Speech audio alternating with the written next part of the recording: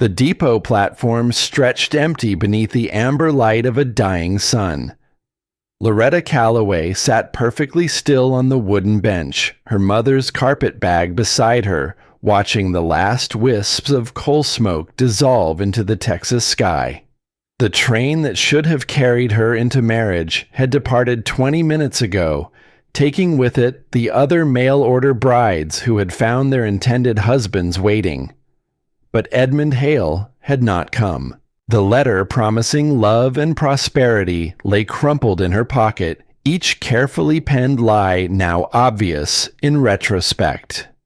Around her, the frontier town of Sunset Creek began lighting its evening lamps, preparing for another night, while she sat suspended between the life she had fled and the one that had never existed. She had watched 3 other women step off that train into their futures. Mary from Pennsylvania had wept with relief when a shy farmer presented her with wildflowers picked that morning, their stems still damp with dew. Sarah from Boston had laughed nervously as a broad-shouldered rancher took her carpet bag with surprising gentleness, his rough hands careful around the worn leather handles. Even Catherine Plain, spoken and past 30, had found her older widower waiting with his 2 children beside him, their small faces bright with desperate hope for a new mother. Each woman had walked forward into the unknown with someone waiting to catch her. Loretta sat alone as shadows lengthened across the platform boards. The station master approached, jangling his keys with an apologetic rhythm that told her he had done this before. He had seen women arrive with promises and men who never materialized. His weathered face held the particular kindness reserved for those whose hopes had been publicly shattered. "Miss, I am afraid we are closing up. Is there somewhere I can direct you?" Loretta lifted her chin. It was a gesture she had perfected during years of factory work at the Hamilton textile mills when supervisors questioned her pace or her dedication or her right to occupy space in a world that considered her disposable. Pride, her mother had always said, cost nothing but could purchase dignity in the hardest moments. "I am waiting for someone." Perhaps he was delayed. The words tasted like ash, but she spoke them with the quiet authority of a woman who had learned that composure was the last thing they could take from you. The station master shifted his weight brass keys, catching the final rays of sunlight that slanted through the depot's tall windows. "Well, miss, the hotel is just 2 streets over. Mrs. Rayburn runs a respectable establishment. Clean rooms, fair prices." "Thank you." Her fingers found the coins through the thin fabric of her reticule. 12 cents. Not enough for a meal, let alone a room. She had spent everything on the train ticket from Ohio, believing Edmund Hale's letters about his prosperous ranch, his desperate need for a capable wife, the life they would build together under the wide Texas sky. She had believed because she needed to believe. Because the alternative was another year breathing cotton dust at the Hamilton mills, watching her lungs slowly surrender. Watching the girl at the next loom cough blood into her handkerchief and pretend it was nothing. Because her parents were dead typhoid, taking them within a year of each other, and the farm had gone for debts, and her sister had married a shopkeeper in California, and there was nothing left in Ohio but the slow certainty of an early grave. When Edmund Hale's advertisement appeared in the newspaper promising land and freedom and a life that mattered, it had seemed like the hand of God reaching through the factory smoke to pull her free. She had been a fool. Through the depot windows, Grace watched the last of the evening commerce on Main Street. A merchant locked his doors. A boy swept the boardwalk in front of the general store, raising small clouds of Texas dust into the golden light. And then she saw it. A woman in a fine blue dress climbed into a wagon beside a man who helped her up with such casual tenderness, such unthinking care, that Loretta had to look away. That small gesture contained everything she had traveled 1,000 miles to find. Everything Edmund Hale had promised in letters written with bold, confident strokes on paper that smelled of bay rum cologne. He had even sent a daguerreotype of himself handsome and assured, standing beside a painted backdrop of classical columns that should have warned her about the kind of man who needed false grandeur to feel real. She opened the letter one more time, though she knew each word by memory. The promises of cattle drives and fertile land. The careful descriptions of the ranch house with its wide porch and morning light. The way he had written about needing not just a wife, but a partner, someone with strength and practical wisdom, someone who could stand beside him and build something that would last. Every word had been a hook, baited with her own longing. The station master retreated to his office, leaving her in peace to maintain her fiction a while longer. But peace was a luxury, measured in minutes now, and the minutes were running out. She would have to stand. She would have to walk somewhere. She would have to face the fact that she was a woman alone in a strange town, in a state she had never visited, with 12 cents and a carpet bag containing everything she owned in this world. 2 dresses, her mother's Bible, a handful of letters from her sister in California. The bone hairpins that had been her grandmother's yellowed with age, but strong, always strong. The sound of spurs on wood made her look up. A man emerged from the freight office at the far end of the platform, settling accounts with the porter before turning toward the exit.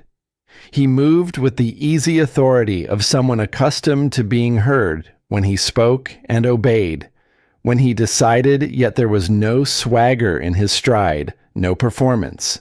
Just the steady confidence of a man who had earned his place in the world through work rather than words. Dust covered his leather chaps and work shirt, but quality showed in the cut of his clothes, the silver conchos on his hat band catching the last light. He paused at the edge of the platform, taking in the scene with quick assessment. His eyes gray as winter storm clouds registered her traveling dress with its carefully mended cuffs, her carpet bag with its worn corners, her rigid posture that fought to deny the desperation underneath. He saw all of it in a glance. She could tell because he did not look away with the embarrassed haste of someone who recognized suffering and wanted no part of it. He simply looked measured and filed the information away behind an expression that revealed nothing. "Ma'am?" He touched his hat brim and kept walking. The station master emerged again, this time with finality in his step. "Miss, I am sorry, but I truly do need to lock up. The morning train arrives at 7 if you are still expecting someone." The truth escaped before she could catch it, slipping past the defenses she had built over 23 years of learning to keep her pain private. He is not coming. 3 words that changed everything. Speaking them aloud transformed her from a waiting bride into an abandoned woman. From someone with a future into someone with 12 cents, and the vast indifferent darkness of a Texas evening closing around her. The man with the silver conchos stopped walking, turned back. His weathered face revealed nothing but something shifted in his stance. A decision being weighed with the careful deliberation of someone who understood that choices made in doorways had a way of reshaping entire lives. "Pardon my intrusion, ma'am, but I could not help overhearing." His voice carried the measured cadence of someone who chose words the way a carpenter chose lumber, selecting each one for strength and fit. "My name is Bridger Colton. I own Sunset Creek Ranch about 5 miles north of here." Loretta's fingers tightened on her carpet bag handle. She knew what came next. She had lived long enough and worked in enough factories to know exactly what kind of proposition a desperate woman received from an opportunistic man. the muscles in her jaw set hard, preparing to refuse with whatever dignity she had left. "My cook quit last week." She blinked. The ranch hands are about ready to mutiny over their own terrible attempts at biscuits. The position is yours if you want it. Room board and fair wages. No obligations beyond keeping 20 cowboys fed. Loretta studied his face the way she had learned to study the foreman at the mill, searching for the hidden expectation, the unspoken price the trap concealed beneath reasonable words. She found only patient waiting, as if this man had all the time remaining in the world for her to make up her mind. Why the word came out sharper than she intended, edged with suspicion and exhaustion and the bitter residue of Edmund Hale's beautiful lies. Why would you offer this to a complete stranger? Bridger Colton glanced at the crumpled letter still visible in her lap, then back to her face. "Because I know what it is like to have plans fall through, ma'am. And because any woman who can sit on this platform with her spine that straight while her world falls apart has the kind of grit needed to survive ranch life." Behind him, the station master nodded with encouraging approval, the kind of subtle endorsement that passed between people in small towns where reputations were known and character was currency. Loretta weighed her options with the rapid calculation of someone who had spent years measuring thread counts and piece rates, and the distance between survival and surrender. 12 cents in the street, or a gamble on this stranger's offer. Her mother's voice rose from memory, clear as Sunday morning bells. Sometimes, Loretta, the only choice is which risk to take. Mr. Colton. She rose from the bench with careful dignity, smoothing her skirt with hands that did not tremble, despite every reason they should. "I accept your offer." "When do we leave?" Something flickered across his features. Not quite a smile, but something neighboring approval, as if she had passed a test he had not entirely known he was administering. "Now if you are ready. Best to reach the ranch before full dark. Before we continue, please leave a like and let me know which city you are watching from. Now let us get back to the story." Loretta followed him to a Studebaker wagon waiting beside the freight dock, its iron-rimmed wheels and practical bed speaking of utility rather than comfort. 2 sturdy draft horses stood patient in their traces, breath visible in the cooling evening air. A kerosene lantern hung from a hook near the driver's bench, not yet lit, but ready for the darkness that would catch them on the road. "Your bag, ma'am." Bridger extended his hand for her carpet bag, his tone carefully neutral, as if they were conducting ordinary business, rather than negotiating her survival. Loretta hesitated. Everything she owned lay inside that bag. Surrendering it felt like accepting a fate she had not chosen. But what fate had she chosen? The one that had left her alone on a platform with 12 cents and a pocketful of lies. She released the handle. He placed the bag in the wagon bed with unexpected care, the way you might handle something fragile. Something that mattered, and turned back to offer his hand for the step up to the bench. Loretta stared at his palm. Calloused from years of work, scarred across the knuckles, but clean. Extended without demand or expectation. Edmund Hale had written poetry about their first meeting, painted elaborate word pictures of romantic embraces at the depot.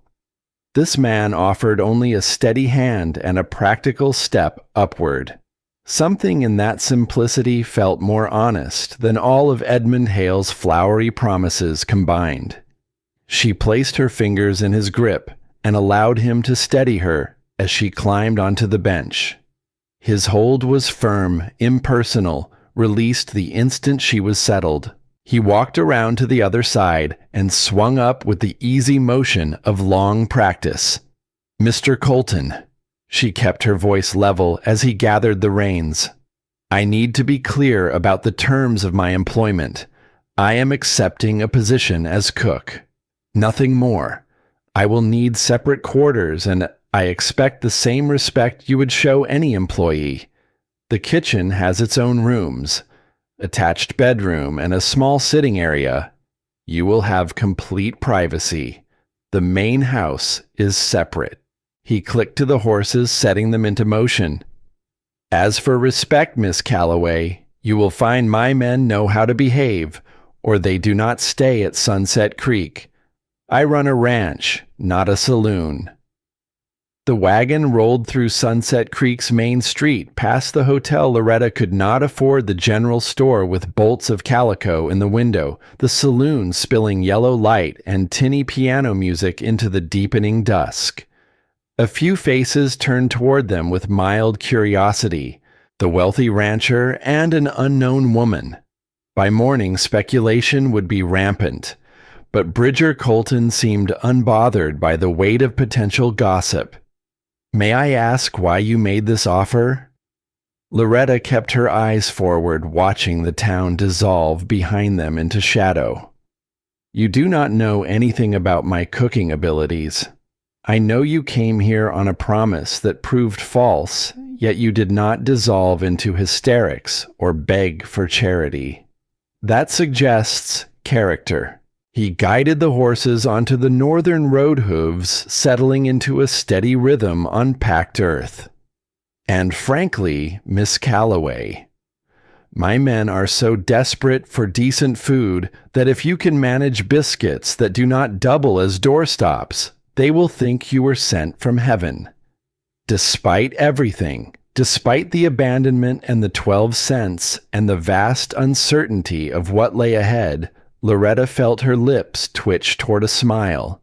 The first in days. The bar is set rather low then. Subterranean, he agreed, and she caught a glimpse of dry humor beneath his reserved exterior, like finding a vein of silver in granite. They rode north as the last light faded from the western sky. Bridger lit the kerosene lantern without being asked, its glow creating a small circle of warmth against the gathering darkness. The road stretched ahead, rutted but well-traveled, winding between stands of mesquite and oak whose branches reached toward each other overhead like old friends conferring. Somewhere in the distance, coyotes began their evening chorus, wild and ancient and utterly indifferent to human plans. He pulled a buffalo robe from beneath the bench and offered it to her without comment or ceremony. Loretta wrapped it around her shoulders, the thick fur still holding warmth from the day's sun. Above them, stars emerged. First Venus, brilliant and solitary in the west. Then the Big Dipper, wheeling overhead clearer than she had ever seen through Ohio's perpetual haze of coal smoke and factory soot. The same stars her mother had taught her to name in a different sky over a different life. 15 years, Bridger said when she asked about the ranch. Started with a quarter section and built it up. 5,000 acres now, running about 2,000 head of cattle plus horses. He spoke without boastfulness, merely stating facts the way a man might describe the weather. The house started as a 2-room cabin. Now it has 8 rooms, though I mostly use just the office and my bedroom. Loretta absorbed this, recalculating everything. Not just a successful rancher, a wealthy one, which made his offer even more puzzling. Men like Bridger Colton could hire experienced cooks from Dallas or San Antonio, professionals with references and credentials, not desperate women off depot platforms with nothing to recommend them but straight spines and empty purses. There, he pointed ahead where lights glowed warm against the darkness. Sunset Creek. Loretta's breath caught in her chest. She had expected something like the modest homesteads of her Ohio childhood. A simple clapboard house, a weathered barn, perhaps a chicken coop, leaning slightly in the prairie wind. Instead, lamplight revealed a sprawling two-story house with a wide porch wrapped around three sides, its proportions generous and confident against the dark land. Beyond it, the shapes of multiple barns emerged a bunkhouse with smoke curling from its chimney corrals and outbuildings extending into shadows that suggested even more than she could see. It is substantial, she managed. Built it to last. He guided the wagon past the main house toward a smaller structure attached by a covered walkway. That is the kitchen building. Separate from the main house for fire safety, but connected so food does not get cold in winter. Inside, lamplight revealed a large, well-equipped kitchen dominated by a massive cast-iron stove. Copper pots hung from ceiling hooks. Shelves held dishes enough to feed an army. Through a doorway, she glimpsed a small bedroom with a brass bedstead and a washstand clean of spare. Her own room, her own door, her own lock. The pantry is through there, fully stocked. Spring house out back for milk and butter. Men take breakfast at 5, dinner at noon, supper at 6. He set her bag just inside the bedroom door, handling it again with that unexpected care. I will send someone with fresh water and firewood first thing in the morning. He turned to leave, then paused in the doorway, his broad frame silhouetted against the night. Miss Calloway. I should mention that my foreman Dougal might be skeptical at first. The last cook was his cousin, and despite the man's complete inability to produce anything edible, Dougal felt obligated to defend him. Do not take it personally, Mr. Colton. She made herself meet his eyes across the lamplit kitchen. Thank you. I will not give you reason to regret this kindness. It is not kindness, Miss Calloway. It is practical business. I need a cook. You need employment. Simple as that. But something in his expression suggested it was not quite that simple. Something in the way he looked at her, not with pity or calculation, but with the quiet recognition of one solitary person acknowledging another. Breakfast is at 5. The men will be grateful for anything that does not require a hammer to break apart. After he left, Loretta stood alone in the kitchen that would determine her future. Through the window she could see lights in the bunkhouse, hear male voices, and occasional laughter carried on the night breeze. Tomorrow she would feed 20 strangers who would judge her worth by her biscuits and gravy. She unpacked slowly, placing each item with deliberate care, as if arranging the pieces of a new life. Her second dress on the hook behind the door, her grandmother's hairpins on the washstand, and her mother's Bible on the small bedside table, its leather cover worn smooth by years of faithful hands. The familiar weight of it anchored her to this unfamiliar place, connecting the woman she was to all the women who had carried it before her. Then she turned to the kitchen, to the chaos and neglect left behind by Cousin Pete, whoever he had been. Flour spilled across the Hoosier cabinet. Grease caked the stovetop in layers that told a story of months without care. Mouse droppings in the pantry. Unwashed dishes in the dry sink. A kingdom in disarray, waiting for someone willing to do the work of restoration. She explored the pantry shelves, methodically cataloging resources the way she had once cataloged thread counts. Flour and cornmeal slumping in torn bags. Coffee beans in a tin, the grinder clogged with ancient grounds. And then on a high shelf pushed to the very back, as if someone had tried to forget it existed, she found a stoneware crock with a wooden lid. Inside, sourdough starter bubbled weakly, neglected, abandoned, left for dead, but alive. Loretta lifted the crock into the lamplight, studying the sluggish fermentation with the practiced eye of a woman who had learned bread making at her grandmother's side. Grandmother Calloway had kept her starter for 40 years, feeding it daily, carrying it through 3 moves and 2 floods, passing down the knowledge like inheritance, more valuable than silver. "Well, are you not a fighter?" Loretta murmured to the starter, and something in her voice caught because she was not really talking to a crock of fermented dough. She was talking to the part of herself that had survived the factory and the false promises and the empty platform and the 12 cents. The part that refused to stop bubbling even when everything else had been stripped away.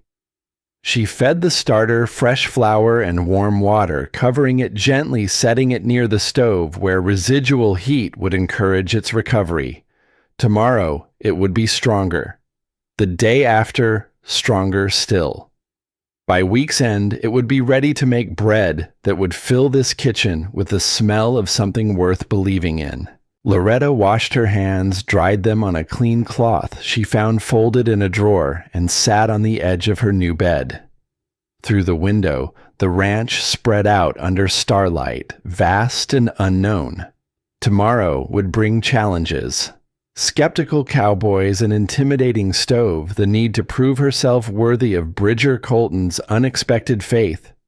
But tonight, for the first time since leaving Ohio, she had a roof over her head that did not depend on lies. She had a door with a lock and a kitchen waiting to be brought back to life, and a sourdough starter that had survived its own abandonment. Her grandmother used to say that bread was life, that feeding people was sacred work, that a woman who could nourish others carried a power no man could take away. Here in this Texas kitchen, 500 miles from anything she had ever known, Loretta Calloway began to believe she might build something from the ashes of her abandoned dreams. The morning sun would find her ready. Loretta woke in darkness, her body answering the clock that years of factory shifts had wound into her bones. 4:30 in the morning, and for a disorienting moment, she could not place herself. The bed was too soft. The air smelled wrong, clean and dry, instead of the sour tang of the boarding house, missing the acrid chemical bite of cotton dust that had flavored every breath she had drawn for the past 3 years. Then memory returned like a hand pressing against her chest.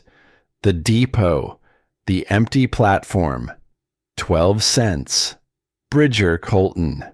This kitchen that would determine whether she survived or disappeared into the vast indifference of the frontier. She dressed quickly in her second dress, practical brown calico that would not show stains, and pinned her hair into a tight bun with her grandmother's bone hairpins.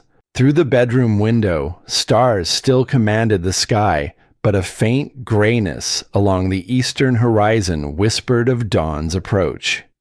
She had perhaps 30 minutes before the world expected something of her. Time to prove she was worth the gamble. The kitchen felt different in the pre-dawn quiet.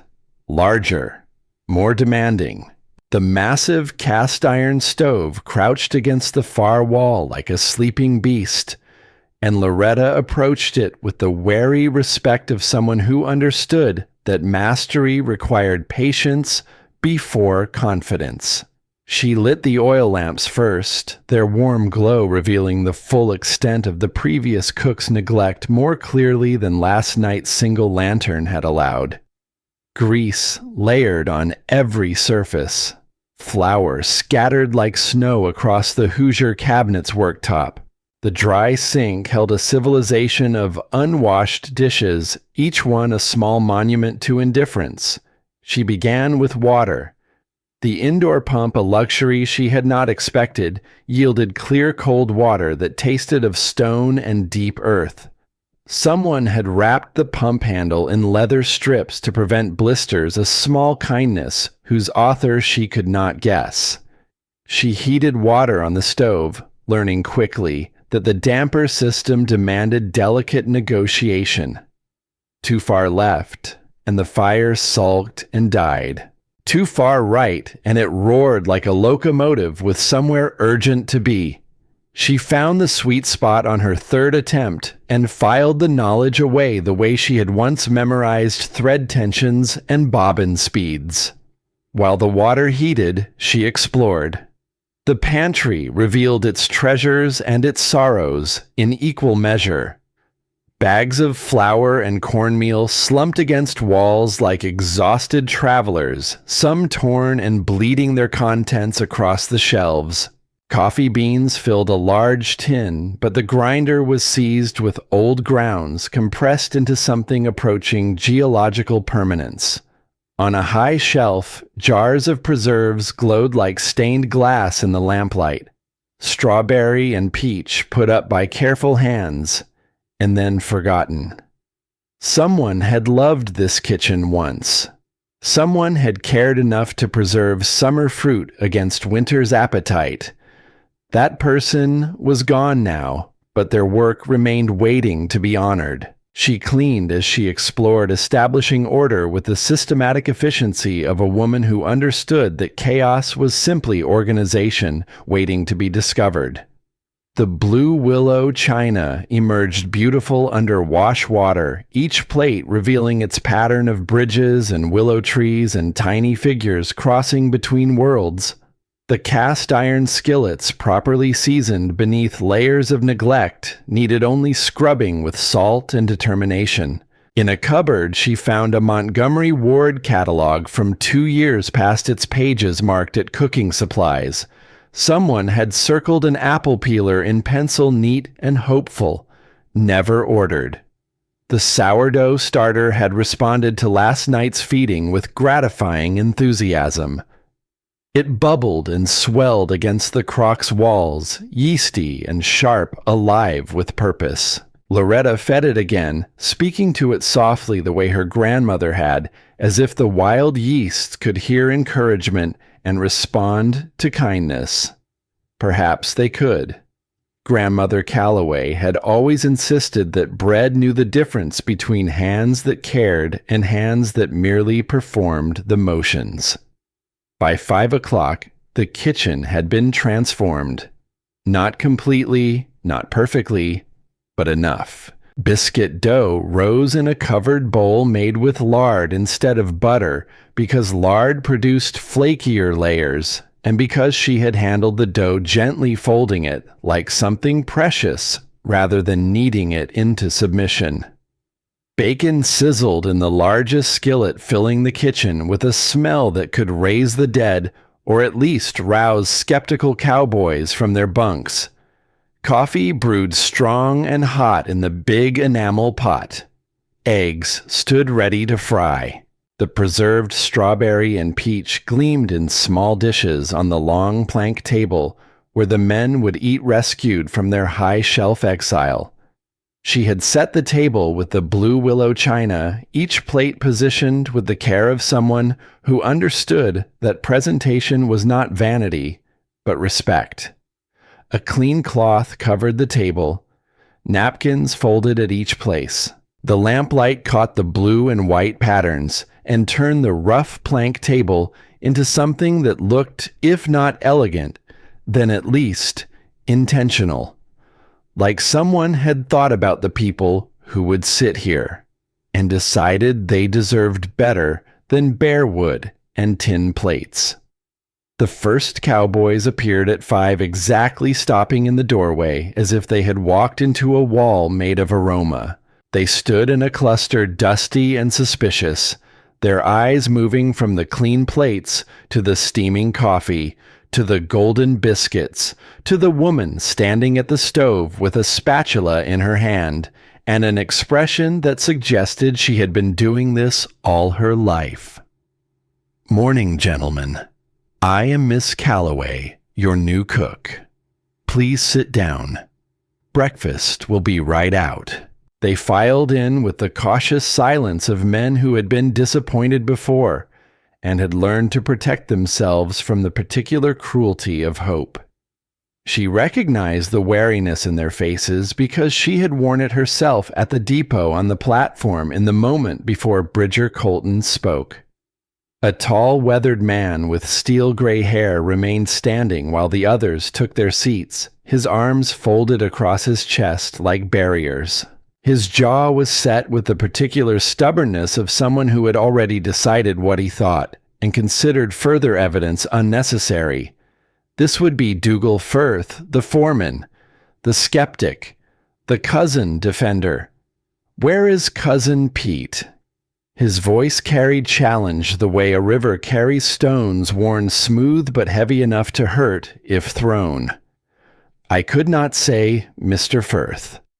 I was hired yesterday evening by Mr. Colton. If you have concerns about the arrangement, perhaps you should address them to him. In the meantime, breakfast is ready. She kept her tone pleasant but firm, the voice of a woman who had spent years navigating factory supervisors who believed that volume was a substitute for authority. She turned back to the stove and began loading platters with practiced efficiency. Bacon crisp but not burned, each strip given exactly the attention it required. Eggs fried in bacon grease until the edges laced golden and the yolks sat centered and perfect. And the biscuits. She set them on the table, and the room changed. They rose from the platter like small golden mountains, split open and steaming, their layers visible in cross-section like the pages of a book written in butter and flour, and the accumulated wisdom of 4 generations of Calloway women who understood that bread was not just food, but language. The language of care, the language of worth, the language that said you matter enough for me to do this well. Young Emmett Yancey reached for one first. He was barely 16 with straw-colored hair that fell into his eyes and the rangy, unfinished look of a boy whose body was still deciding what kind of man it wanted to become. He bit into the biscuit, and his eyes went wide with an expression that Loretta would remember for years, the look of someone who had forgotten what home tasted like and was remembering all at once. Sweet Jesus.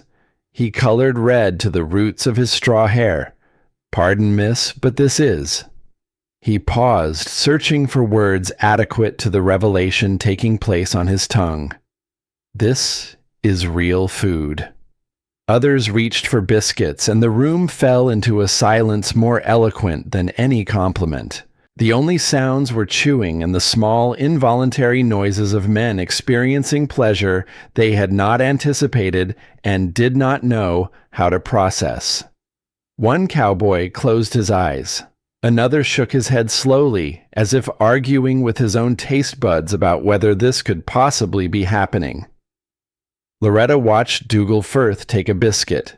Skepticism was written across his weathered face in letters large enough to read from across the room. He bit down, paused. His jaw stopped moving for a long moment, while something behind his eyes shifted and rearranged itself like furniture being moved in a room he had thought was permanently settled. He took another bite. His expression traveled through surprise into something approaching wonder and finally arrived at a destination that looked remarkably like grief. The grief of a man who had just been reminded of something he had lost so long ago that he had forgotten he was missing it. How he asked. One word, but it contained multitudes. Lard, not butter. Makes them flakier. And you have to handle the dough gently, like it is something precious. She refilled the platter without being asked. There is more. And preserves, if you would like. The cowboys exchanged glances across the table. Some communication passed between them that required no words, the silent consensus of men who had lived and worked together long enough to share a vocabulary of looks. Then, one by one, they removed their hats and hung them on the hooks by the door. It was such a small gesture, such a quiet thing. But Loretta understood its weight because she understood the world these men inhabited, a world where hats stayed on for hired help and came off for ladies. They were not just acknowledging her cooking. They were acknowledging her.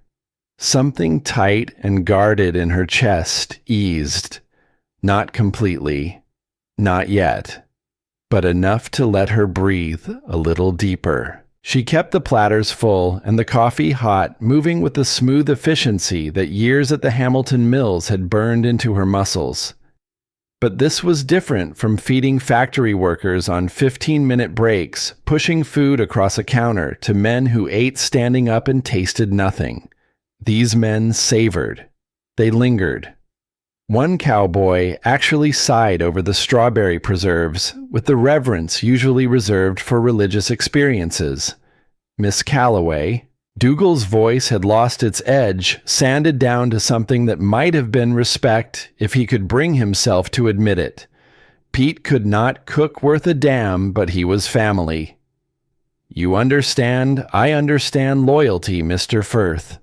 I hope to earn yours through my work, not replace anyone in your affections. He nodded slowly, the way a man nods when he is making a decision he knows he will not reverse. These biscuits.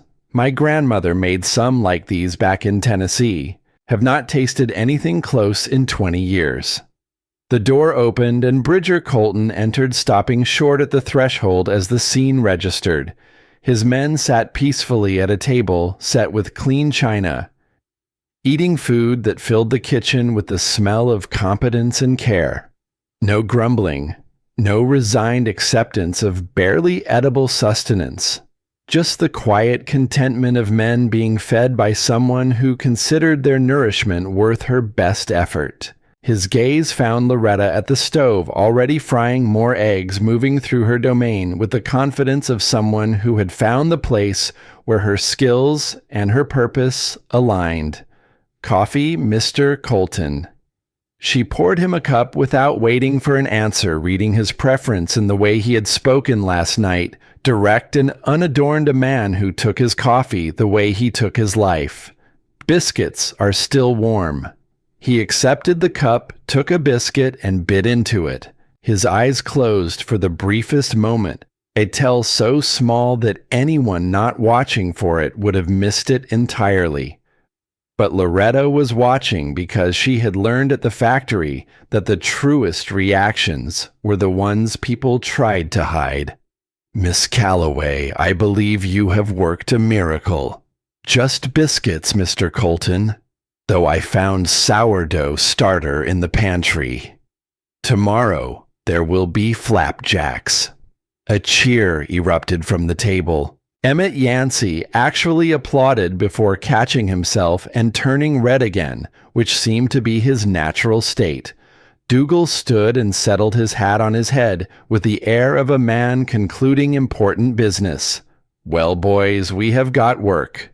Miss Calloway, dinner at noon. I will ring the bell she promised, having noticed the iron triangle hanging from a post outside the kitchen door, its surface dark with age and purpose. The cowboys filed out into the morning, several tipping their hats to her as they passed.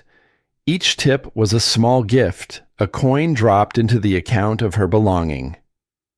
Bridger lingered, sipping his coffee by the window, where early light was beginning to paint the ranch in shades of amber and possibility. The kitchen was a disaster, he said quietly. Pete let it go, to ruin. You have already made it better than it has been in months. It is a good kitchen. Just needed attention.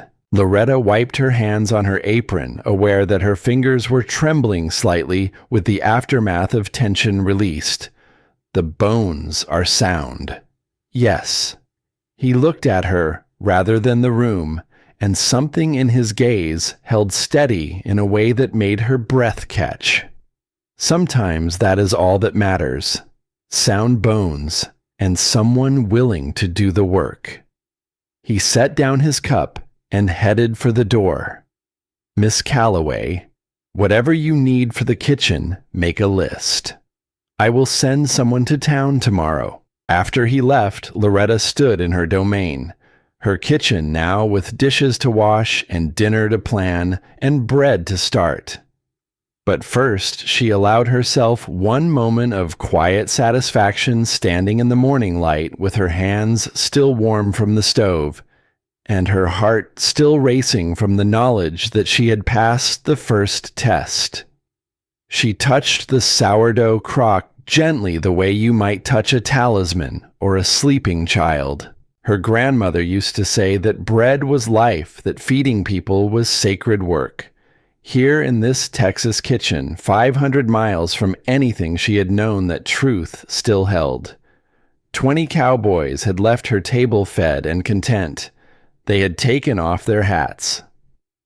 3 weeks passed, and Loretta settled into the rhythm of the ranch the way a river settles into its banks, finding the natural course that the landscape demanded. She rose before dawn and worked until after dark, but the work was different from the factory in ways that mattered more than she had expected.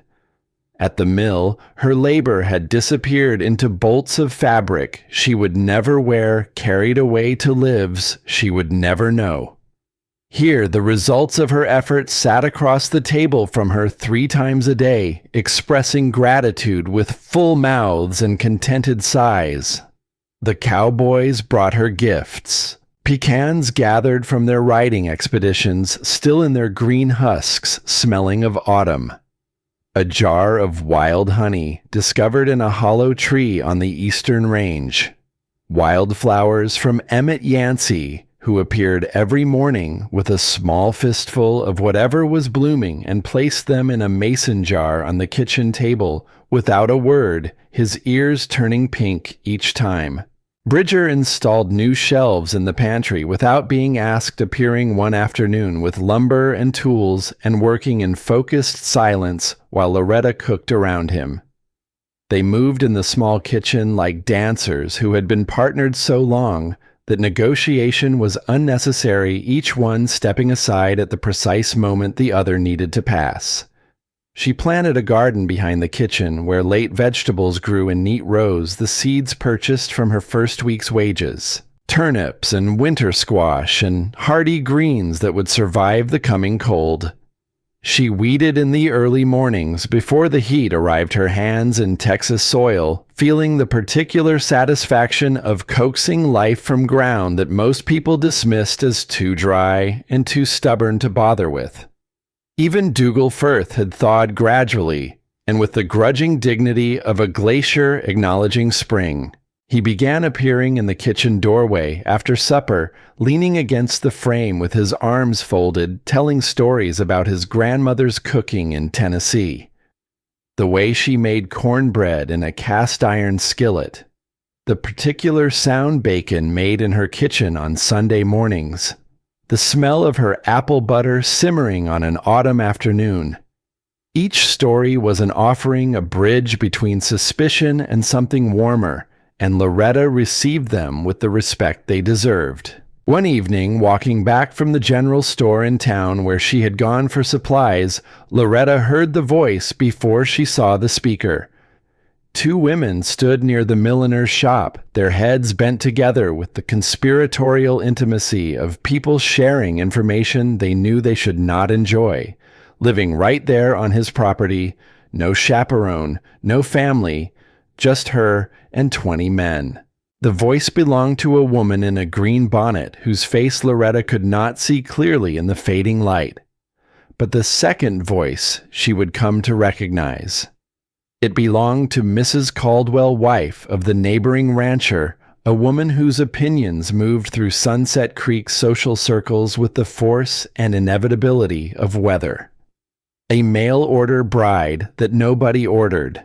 What does that tell you about a woman's character? Loretta kept walking. She did not slow her pace or quicken it.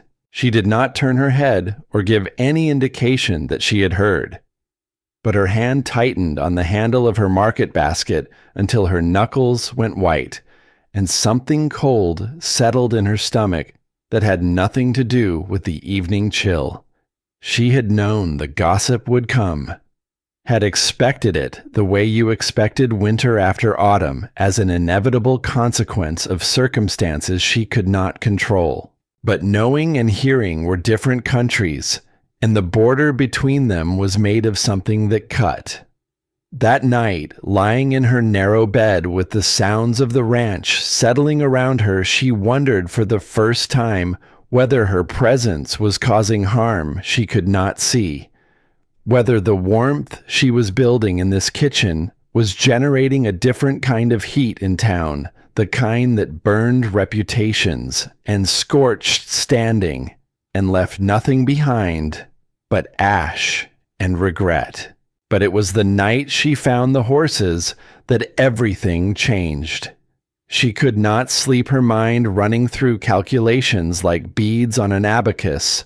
Tomorrow's baking needs, the sourdough timing, whether the butter would hold in this heat, or whether she needed to make another trip to the spring house before dawn. Through her window, the full moon silvered the ranch grounds with light so bright it cast shadows, and in that silver illumination she saw the barn doors standing slightly open. Strange. Bridger was meticulous about securing the buildings at night. She had learned this about him through observation, the way she learned most things about Bridger Colton, not through what he said, but through what he did. He checked every lock, counted every horse, made rounds each evening with the quiet thoroughness of a man who understood that safety was not a state, but a practice. She pulled her shawl over her nightgown, slipped her feet into boots, and stepped into the moonlight. The barn held a different world at night. Silver light filtered through high windows, casting long shadows between the stalls. The sweet smell of hay mixed with leather and the warm, earthier scent of horses breathing in the darkness. She moved carefully, letting her eyes adjust, expecting to find nothing more than a latch that had not caught properly. What she found instead were 3 horses in the larger box stalls at the barn's far end, and even in the dim light, she could see they were suffering. A bay mare favored her left foreleg, standing with her weight shifted to spare the swollen joint. A black gelding had ugly gashes across his flank, partially healed but still raw and angry, the kind of wounds that spoke of barbed wire and bad luck. The third, a paint mare, stood with her head hanging low, ribs visible through her patchy coat. The picture of an animal that had been poorly used and then discarded by someone who did not deserve the privilege of her trust. Oh, you poor things. Loretta approached, slowly extending her hand palm flat the way her father had taught her with his plow horses 30 years ago in Ohio. The bay mare lifted her head, ears pricked forward with cautious interest. Her eyes held pain, but not fear, the eyes of an animal that had known kindness once and still remembered how to recognize it. Loretta found supplies in the tack room. Carbolic acid clean rags, bottles she could not identify in the darkness. But she knew herbs the way she knew flour and lard, and the kitchen garden held what she needed. She returned with comfrey leaves calendula and the precious honey she had been saving for Sunday baking. She worked by lantern light, crushing comfrey into a poultice for the mare's swollen leg, humming softly as she worked. The horse stood perfectly still, seeming to understand that these hands came with healing intentions. For the gelding's wounds, she mixed honey with calendula, her mother's recipe for cuts and burns, and all the injuries that farming families could not afford to take to a doctor. Her mother, who had been the closest thing to a healer in their county, who had taught Loretta that healing was about patience and observation, not just remedies. What in the hell? Bridger's voice cracked through the quiet like a branch breaking. Loretta spun, nearly dropping the lantern. He stood in the barn doorway with a rifle in his hands, clearly having expected a thief, or worse. His shirt was buttoned wrong, his feet bare inside, hastily pulled on boots. His hair was disordered from sleep, And in the lantern light, he looked younger than his 35 years, stripped of the careful composure he wore during daylight hours like armor. His gaze took in the scene. Loretta in her night clothes, the horses, the medicinal supplies spread across a hay bale. He lowered the rifle. I saw the doors open. These horses are hurt. I was just treating them. She heard the defensiveness in her own voice and straightened her spine against it. The mare's leg is badly swollen. The gelding's wounds are starting to infect. Without treatment, he will develop proud flesh, or worse. You know about treating horses. He set the rifle against the wall and moved closer, examining her work with the eyes of a man who knew exactly what he was looking at. My father kept plow horses. When you cannot afford a veterinarian, you learn. He crouched beside the gelding, studying the honey and calendula mixture she had applied. That is Midnight. Found him tangled in barbed wire on the eastern range last week. The paint is Maggie. Bought her from a man who did not deserve to own animals. The bay is Duchess. She came up lame after stepping in a prairie dog hole. Why keep them separate from the others? They are not working horses anymore. Most ranchers would put them down or sell them for what they could get. He picked up a curry comb and began working on Maggie's matted coat with slow, careful strokes, but they gave me their best years. Seems only fair to give them peace in return. Loretta looked at him. Really looked the way she had looked at the sourdough starter that first night, recognizing something that others had overlooked. A man who kept broken horses out of loyalty rather than profit. Who came to the barn at night to tend animals that would never earn back their feed. Who spoke of fairness to creatures that could not understand the word, but could feel its meaning in the gentleness of his hands. The comfrey will help with the swelling. I can make more tomorrow. And a stronger salve if you have bear grease. We do. Rendered it last fall. He moved to Duchess, checking the poultice Loretta had applied, his fingers probing gently around the swollen tissue. This is already drawing the heat out. Where did you learn this? My mother. She was the closest thing to a healer in our county. People brought their animals when they could not afford the veterinarian from town. She taught me that healing is about patience and observation, not just remedies. You have to watch. You have to listen to what the animal is telling you with its body. They worked in companionable silence after that, their movements falling into a rhythm that required no negotiation. Loretta treated wounds, while Bridger groomed matted coats, each anticipating what the other needed with an accuracy that surprised them both. When she reached for the water bucket, he had already filled it. When he needed to steady Midnight for treatment, she was there with a calming hand on the horse's neck. He is head shy, Bridger warned as she approached Midnight's face to clean a cut near his eye. Are we not all when we have been hurt? She moved slowly, letting the gelding see her hands, letting him smell the herbs on her fingers. She hummed softly an old lullaby her mother had used for colicky babies and frightened animals, and anyone else who needed to know that the world still contained gentleness. Midnight's ears swiveled toward the sound.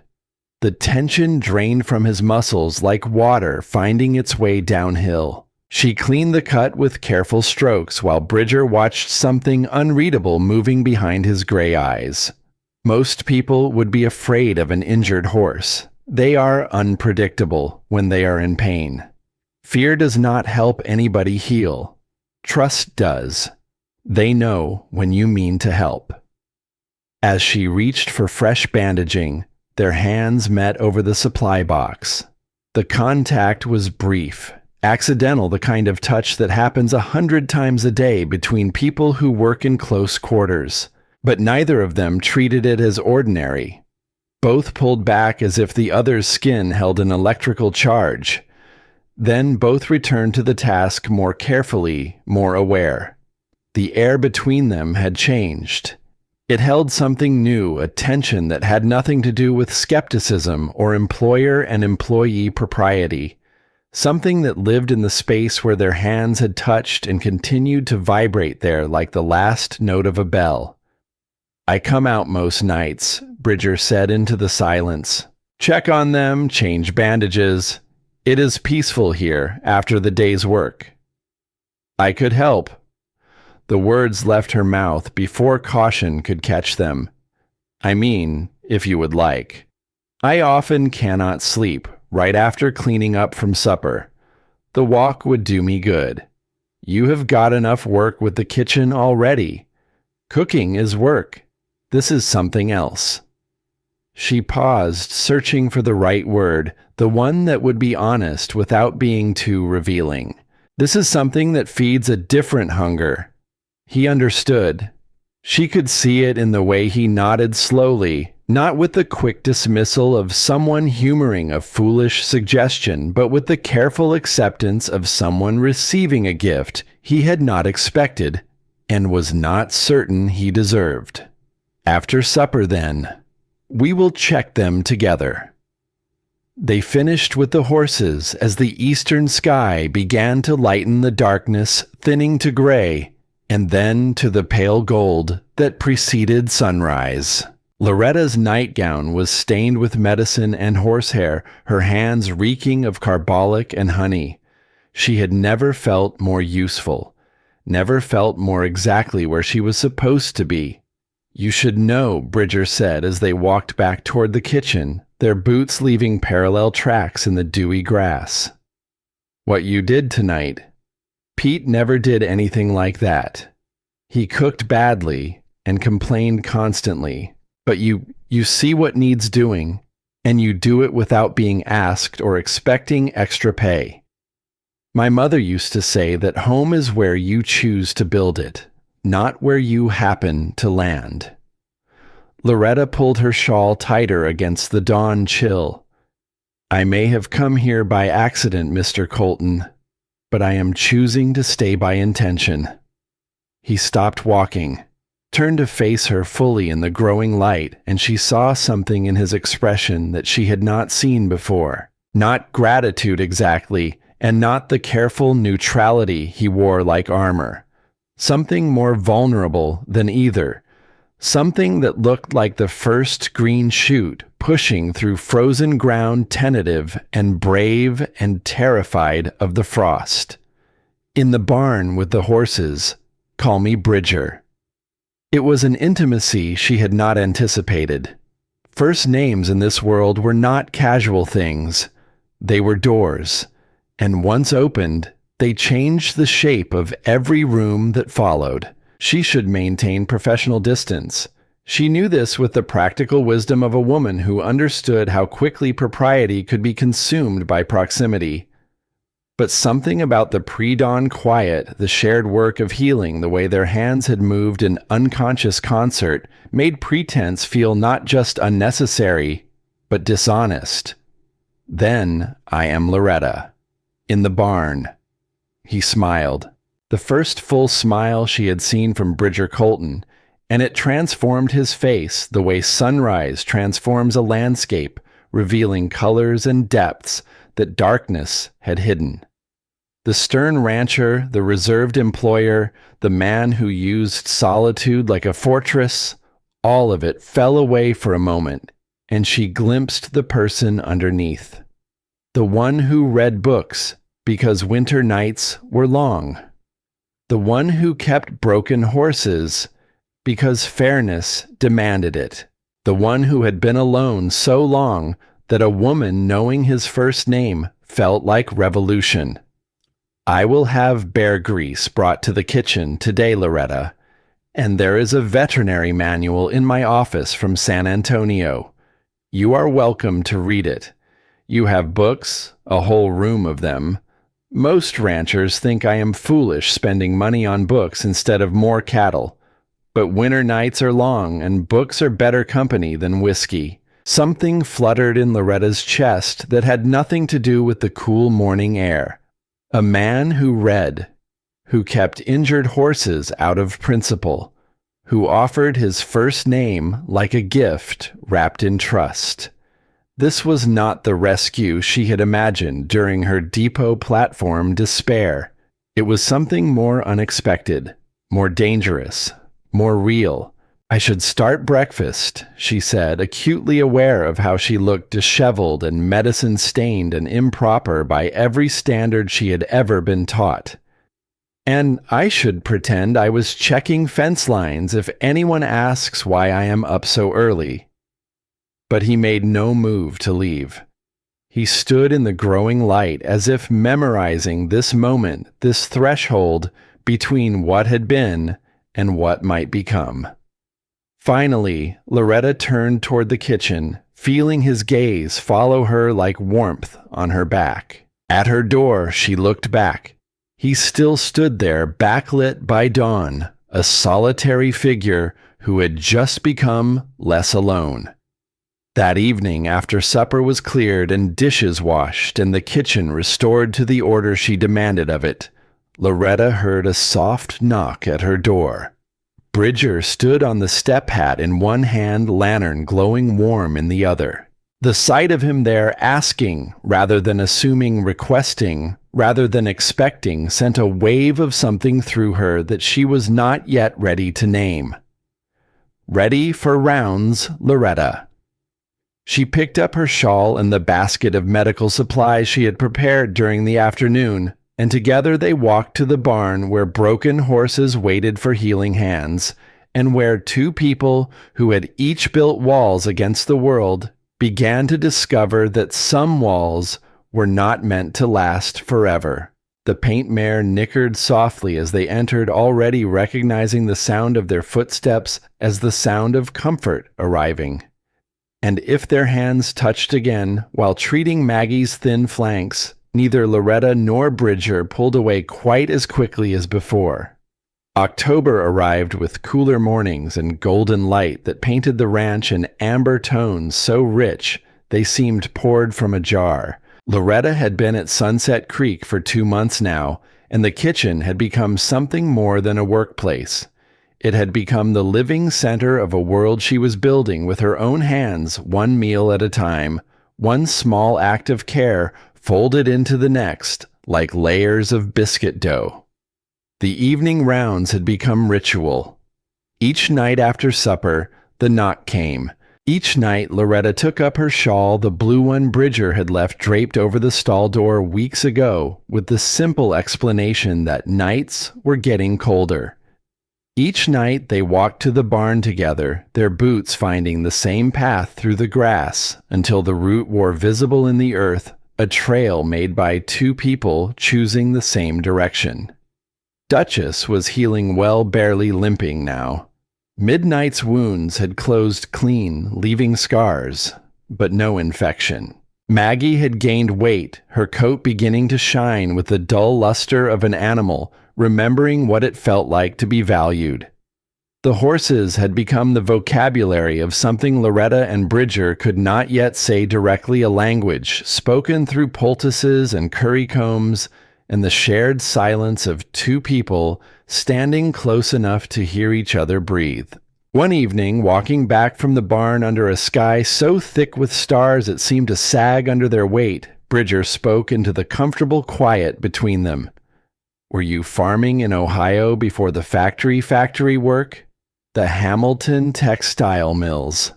Loretta pulled the blue shawl closer, and the scent of it had changed over these weeks, absorbing the smell of hay and horse, and the particular clean warmth of evening air on the Texas plains. 12 hours a day at the looms, 6 days a week. When Mr. Hale's advertisement appeared in the newspaper promising land and freedom, she stopped, unwilling to voice the romantic foolishness that had propelled her 1,000 miles into the arms of a lie. Hope Bridger finished quietly. "Nothing wrong with wanting something better, Loretta." The way he said her name had changed, too. In the beginning, it had been careful placed precisely at the boundary of propriety. Now it came more naturally, settling into his sentences the way a stone settles into a stream bed, finding the place where current and gravity agreed it belonged. She asked about his brother in Boston, the lawyer with 3 children and a wife who hosted teas and sat on charitable boards, and could not fathom why his older brother chose dust and cattle over gaslight and society.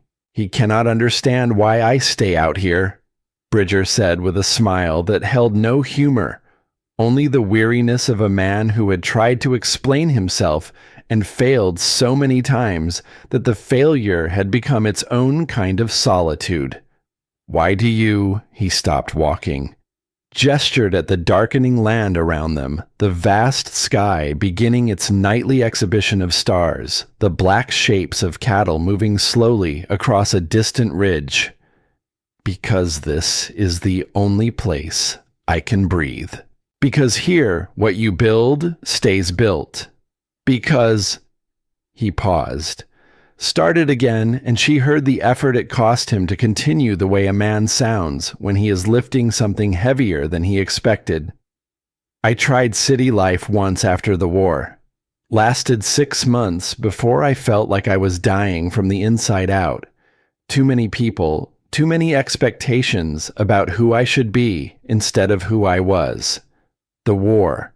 She had wondered about his age, guessed him at mid-30s, old enough to have carried a rifle when the country tore itself apart. "I was 17 when I enlisted. Thought it would be adventure."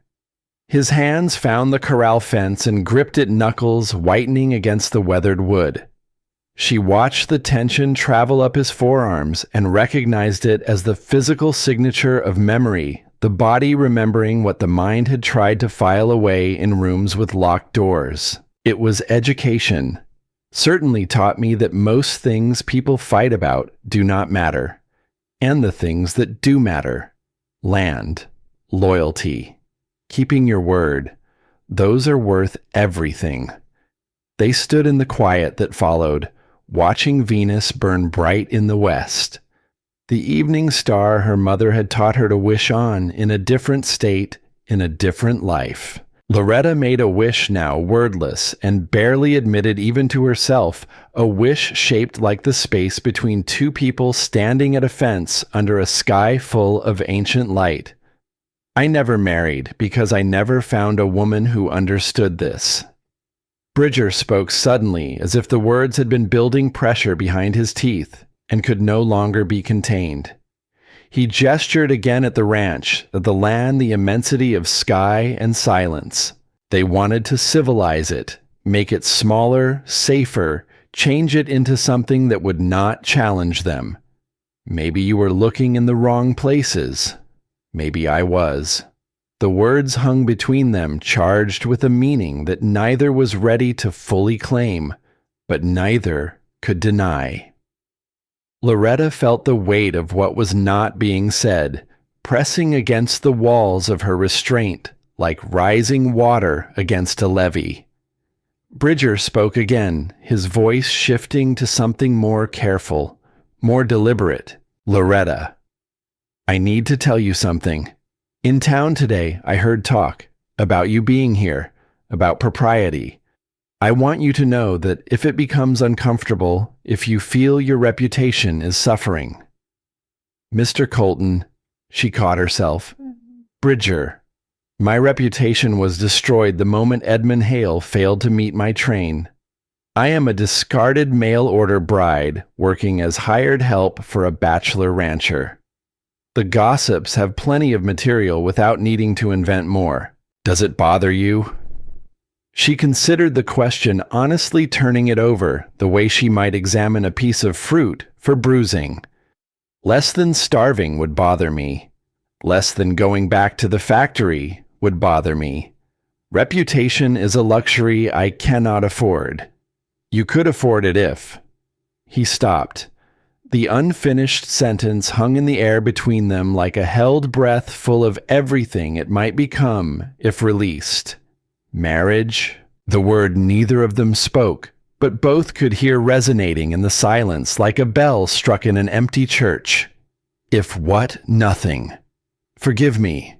It is not my place. But Loretta understood what he had not said. Marriage would restore her reputation. Marriage to him would make her not just respectable, but envied the wife of the wealthiest rancher in the territory. The thought should have felt calculating, strategic, the cold arithmetic of a woman leveraging her circumstances. Instead, it sent warmth spreading through her chest like sunlight entering a room that had been closed too long. I should check on the horses, she said, needing distance from the dangerous gravity of what was pulling them together, the force she could feel in her bones, and did not yet trust. I will come with you. They tended the horses in a silence that felt different from the comfortable quiet of previous evenings. This silence was alive, electric, aware of itself. When Bridger taught her to read the horse's signals, explaining how ear position revealed mood, how tail movement communicated irritation or contentment, how the eyes showed trust or its absence, his hands covered hers to show where to check for heat, indicating inflammation. The contact sent shivers through Loretta that had nothing to do with the October night. When they finished, she turned to find a new shawl draped over the stall door. Fine wool in deep blue, far softer than the practical one she had been wearing. The kind of shawl a man bought when he was thinking about a woman's comfort in ways that exceeded the requirements of employment. For the evening rounds, nights are getting colder. She touched the soft fabric, felt the quality of it beneath her roughened fingers. Understood that this was not an employer providing equipment. This was a man wrapping his feelings in wool because he did not yet have words for them. It is beautiful. It suits you. They stood close in the barn's amber light, the lantern flame making shadows dance across the hay bales, and the sleeping horses and the two people who were no longer quite employer and employee, not yet something more suspended in the exquisite tension of becoming. Then Maggie nickered, breaking the spell with the practical indifference of an animal who cared nothing for human complications but wanted her evening carrot. They stepped apart, walked back to the kitchen, Loretta wrapped in her new shawl, and in the knowledge that Bridger Colton was courting her with the same patient deliberation he brought to everything else, not rushing, not presuming, simply making space for something to grow and trusting it to find its own shape in its own time. Before we continue, please leave a like and subscribe for more stories. Now let us get back to Loretta and Bridger. It was Emmett Yancey who mentioned his birthday letting it slip one morning, the way a boy lets a secret fall from his pocket without noticing. He would be 17 come Thursday, he said, old enough to drive cattle to Kansas next spring. Old enough to be a real hand, and not just the kid they tolerated, because he worked hard and never complained and had nowhere else to go. He turned red when Dougal teased him about expecting cake and quickly insisted he expected nothing special. But Loretta saw the wistfulness behind the embarrassment, the look of a boy far from home, missing the particular attention that mothers gave to the marking of years. His father had died the previous spring, which was why a 16-year-old had hired on at a ranch 2 states away, trading childhood for wages because grief and poverty left no room for the luxury of growing up slowly. That evening, Loretta found Bridger in his office bent over ledgers by lamplight. The door stood open, his signal that interruption was acceptable. She knocked on the frame anyway, and he looked up with an expression she had come to recognize, the slight softening around his eyes that happened only when she appeared. Emmett's birthday is Thursday. I would like to make something special. A cake, certainly. But maybe roast beef instead of the usual stew. Bridger set down his pen. His family is in Missouri. Father died last year, which is why he hired on so young. A birthday dinner would mean a great deal to him. She listed supplies she needed from town: refined sugar for the frosting, vanilla extract if they had it. He listened with the attentiveness of a man who understood that the details of kindness mattered as much as the gesture itself. "It is kind of you to notice," he said, "to care. He is a child, really, trying so hard to be a man. Everyone deserves to be celebrated on their birthday." She smoothed her apron, a gesture she made when she was organizing her thoughts, the way she organized her kitchen by instinct and practice. "When is yours?" The question surprised him. She could see it in the way his pen stilled against the ledger, a tiny hesitation that revealed how rarely anyone asked him personal questions, how accustomed he had become to being the one who inquired and provided and decided, never the one who was considered. November 22nd. I will remember that. He looked at her for a long moment, and she watched something move behind his gray eyes, deep and slow, like current in a river. Thank you, Loretta, for seeing my men as people, not just mouths to feed. She spent Wednesday evening in secret preparation, 3 cake layers cooled in the pantry wrapped in clean cloth. Buttercream frosting made with the precious vanilla extract waited in a covered bowl. Emmett's name sprawled across the top in her careful script, each letter a small declaration that this boy mattered, that his existence was worth marking with sugar and effort and the particular love that expressed itself through flour-dusted hands. She made paper chains from old Sears Roebuck catalog pages, cutting and linking them with the patient precision of a woman who understood that celebration was not about expense, but about intention. She strung them across the kitchen beams where they turned slowly in the heat rising from the stove, catching the lamplight like promises. Thursday dinner was announced by the bell as always, but when the Cowboys entered, they stopped at the threshold. The kitchen had been transformed. The good china gleamed on the table. The smell of roast beef filled every corner, and in the center, the cake rose 3 layers tall white as January snow, with Emmett's name written in a hand that spoke of someone who had taken time and care with each letter because the person it was meant for deserved nothing less. "Someone told me it is Emmett's birthday," Loretta said innocently. 17 is worth marking. Do you not think Emmett stood frozen in the doorway, his young face cycling through surprise, embarrassment, and something that looked dangerously close to the kind of tears that a 16-year-old boy would rather die than shed in front of 20 cowboys? The men pushed him forward, clapping his back, ruffling his straw-colored hair with the rough affection of brothers who showed love through contact rather than words. "Nobody has done anything like this since." He could not finish. Old Virgil Tutt, the eldest of the hands, white-haired and gentle-voiced, finished for him. "Since your mama? Well, Miss Loretta here seems to think you are worth the fuss. Better prove her right and eat hearty." Bridger produced a bottle of good whiskey and poured small measures for everyone, including Emmett. Just this once, for toasting. When Loretta brought out the cake lit with 17 candles, the room fell into the particular silence that descends when people are in the presence of something sacred. Emmett stared at the small flames as if they might vanish if he blinked. "Make a wish, son." Bridger's voice was quiet, stripped of authority and ownership, holding only the tenderness of a man watching a boy receive something he had stopped believing he would ever have again. Emmett closed his eyes, blew out every candle in one breath, and the room erupted. After dinner, a guitar appeared, and old Virgil played the campfire songs that had been ancient when he learned them.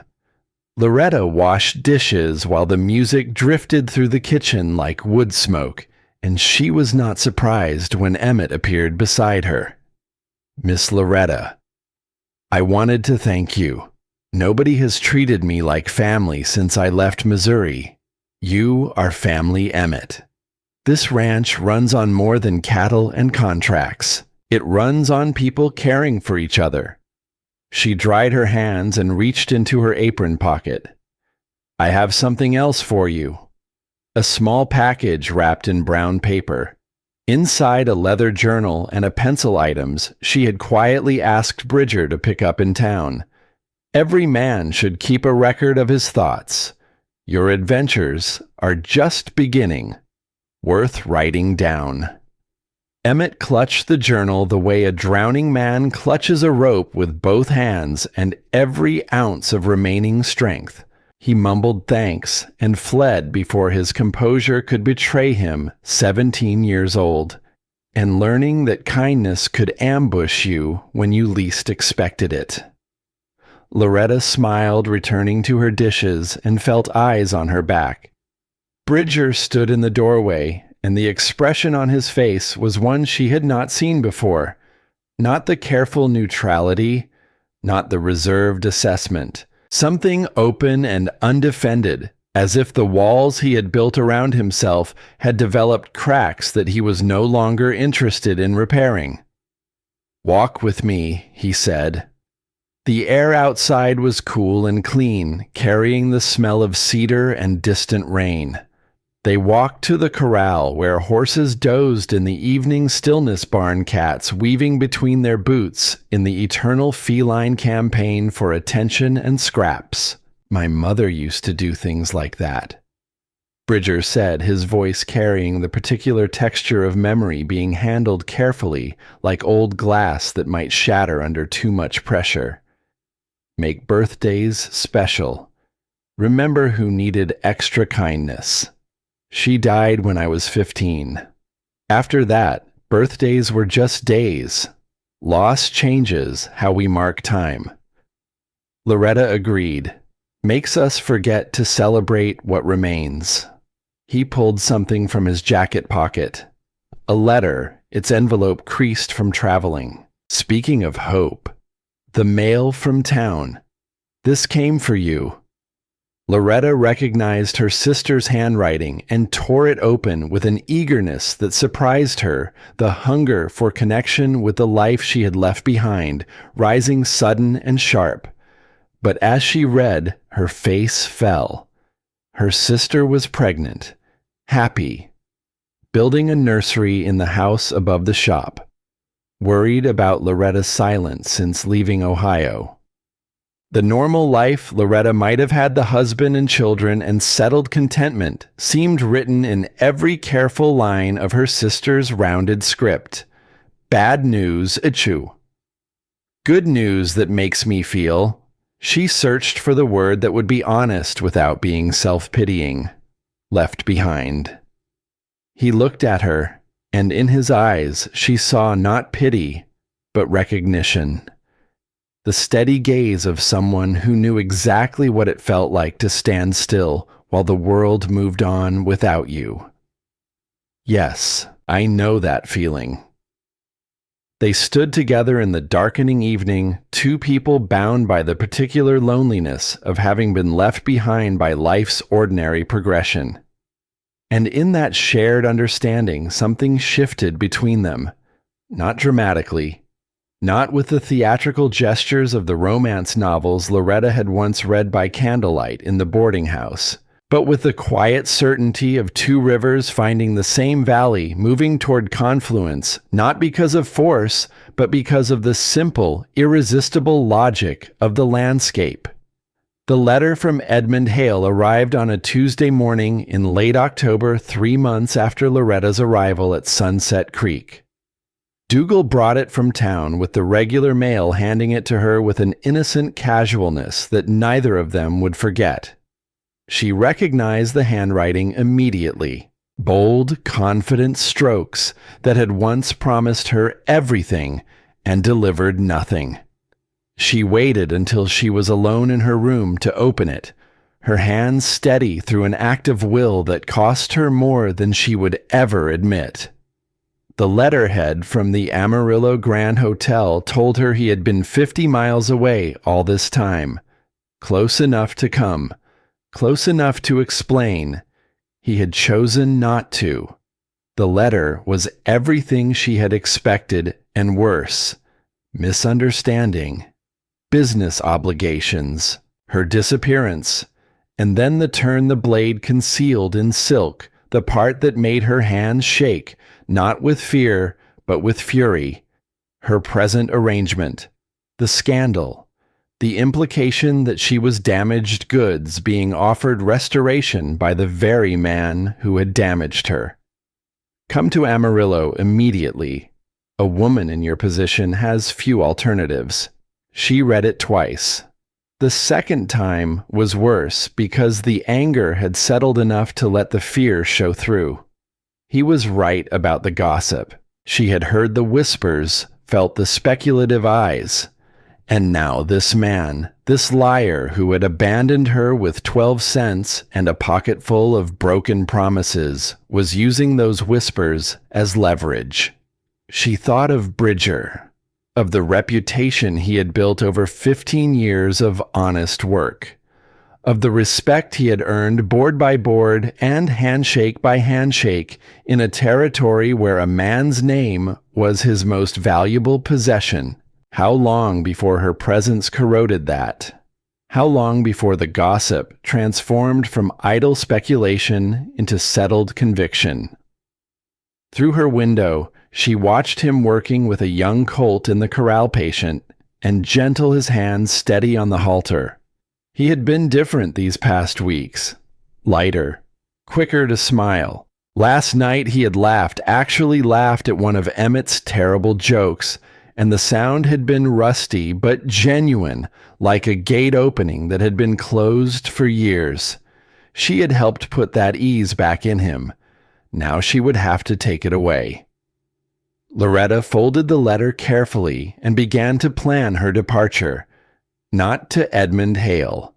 She would sooner walk back to Ohio barefoot than accept his generous offer of restoration. But away from Sunset Creek. Away from Bridger, before she became the instrument of his destruction. She had enough saved for stage fare to California. Her sister would take her in. There would be work somewhere. There was always work for a woman willing to scrub and cook and swallow her pride in small daily portions. She moved through the day mechanically serving meals, cleaning, maintaining the routine that had become the architecture of her happiness, while her heart crumbled within it. That evening she begged off the barn rounds, claiming headache. Bridger's expression of concern nearly shattered her. The worried crease between his brows, the way his hand lifted slightly, as if to touch her forehead before propriety caught it and pulled it back. She turned away before he could see her eyes. After midnight, when the ranch slept and the only sounds were crickets and the distant grieving of coyotes, Loretta pulled out her carpet bag and began to pack. 2 dresses, her grandmother's hairpins, her mother's Bible, each item folded with the care of someone saying goodbye to the woman she had become in this place. She left the blue shawl on the bed. It belonged here.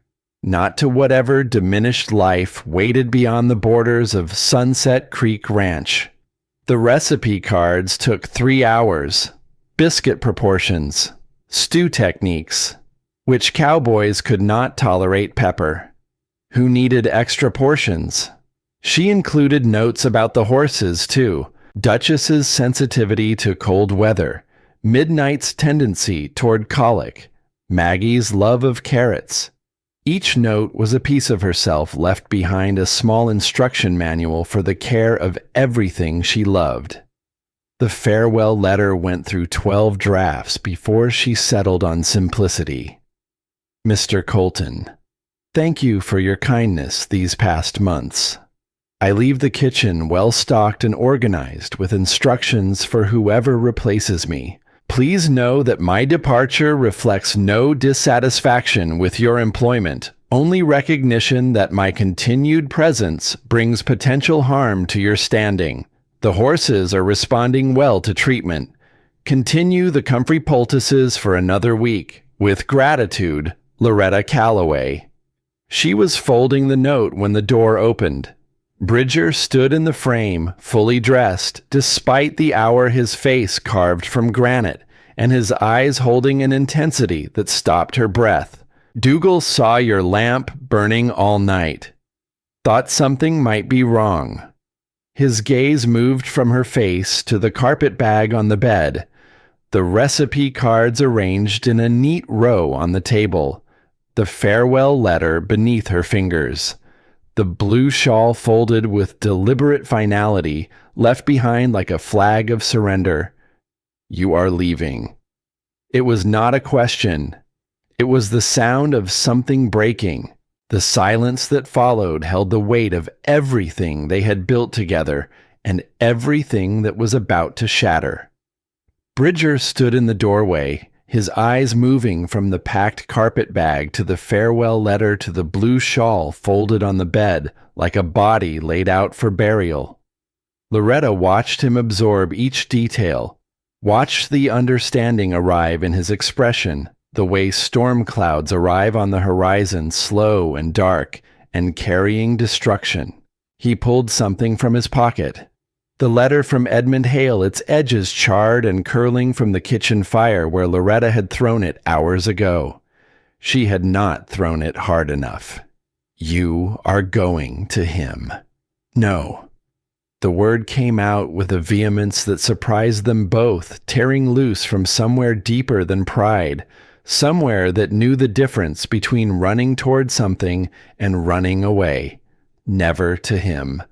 But he is right about one thing. My presence here damages your reputation. My reputation. Bridger stepped fully into the room, and the controlled fury radiating from him changed the temperature of the air itself. My reputation is my concern, Loretta, not yours. You do not understand. People talk. They whisper about the abandoned bride living on your ranch. How long before they start questioning your morals? Your judgment. You have built something good. Here, something respected. I will not be the reason it crumbles. So you would run. Sneak away in the dark like a thief. Leave recipes on the table like that makes it acceptable.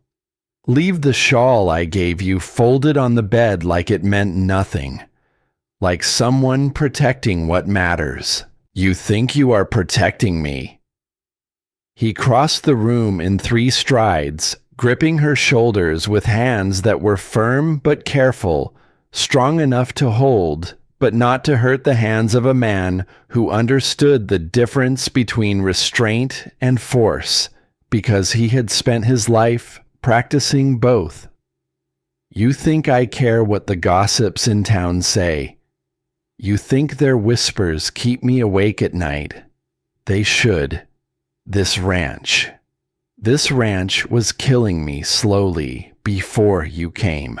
The words erupted from him raw and unexpected, stripped of the careful composure he wore like armor, carrying the sound of something that had been locked away for years and could no longer be contained.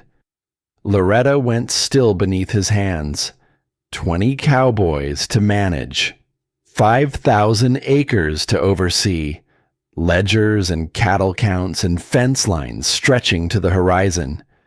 And I was dying inside Loretta, dying from the sheer crushing weight of doing it all alone, coming home to an empty house, eating at a table set for one, listening to silence until it became the only voice I recognized.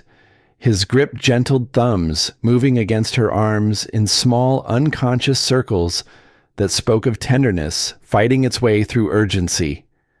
Then you arrived, bringing life back into this place, into me. The men work harder because they want to deserve the meals you make. Emmett is staying through winter instead of drifting because you made him feel like he belongs somewhere. The horses are healing because you tend them with love, not just medicine. You see what needs doing, and you do it without being asked or expecting anything in return. You have made this ranch into something more than a business, Loretta. You have made it home. I am a scandal waiting to happen." Her voice came out as a whisper because that was all the volume her chest could manage. Her lungs compressed by the pressure of what was building between them. Edmund Hale could make trouble, spread stories. Let him try. The ice in Bridger's voice could have frozen the creek in July. I have lawyers and influence and a reputation built over 15 years of honest work. What I do not have, what I cannot hire from Dallas or buy from a catalog or build with my own two hands, is you. The last two words fell into the room like stones dropped into still water, sending ripples outward through everything. Loretta felt tears gathering behind her eyes, the pressure of them building like weather, and she fought them with the discipline of a woman who had learned early that crying in public was a luxury the vulnerable could not afford. But this was not public. This was a lamplit room before dawn, and the man standing before her was offering something she had stopped believing existed. Then, we will make it proper. The words hung in the air between them, shocking in their simplicity, terrifying in their implication. Bridger seemed surprised by his own statement, as if the sentence had traveled from his heart to his mouth without consulting the careful, cautious mind that had governed his speech for 35 years.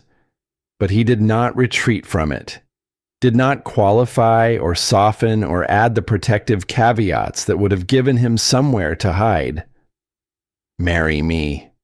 You cannot mean that. I mean it more than anything I have ever said." His hand slid down to capture hers, calloused fingers wrapping around her smaller ones with a gentleness that made the strength behind it more apparent, not less. Not to save your reputation or mine. Not because it is practical or convenient. Because the thought of you leaving feels like contemplating amputation. Because when I wake up, my first thought is whether you will smile at breakfast. Because watching you with the horses, seeing your gentleness and your strength, your patience, and your fire. He stopped. The words had run out, but his eyes had not.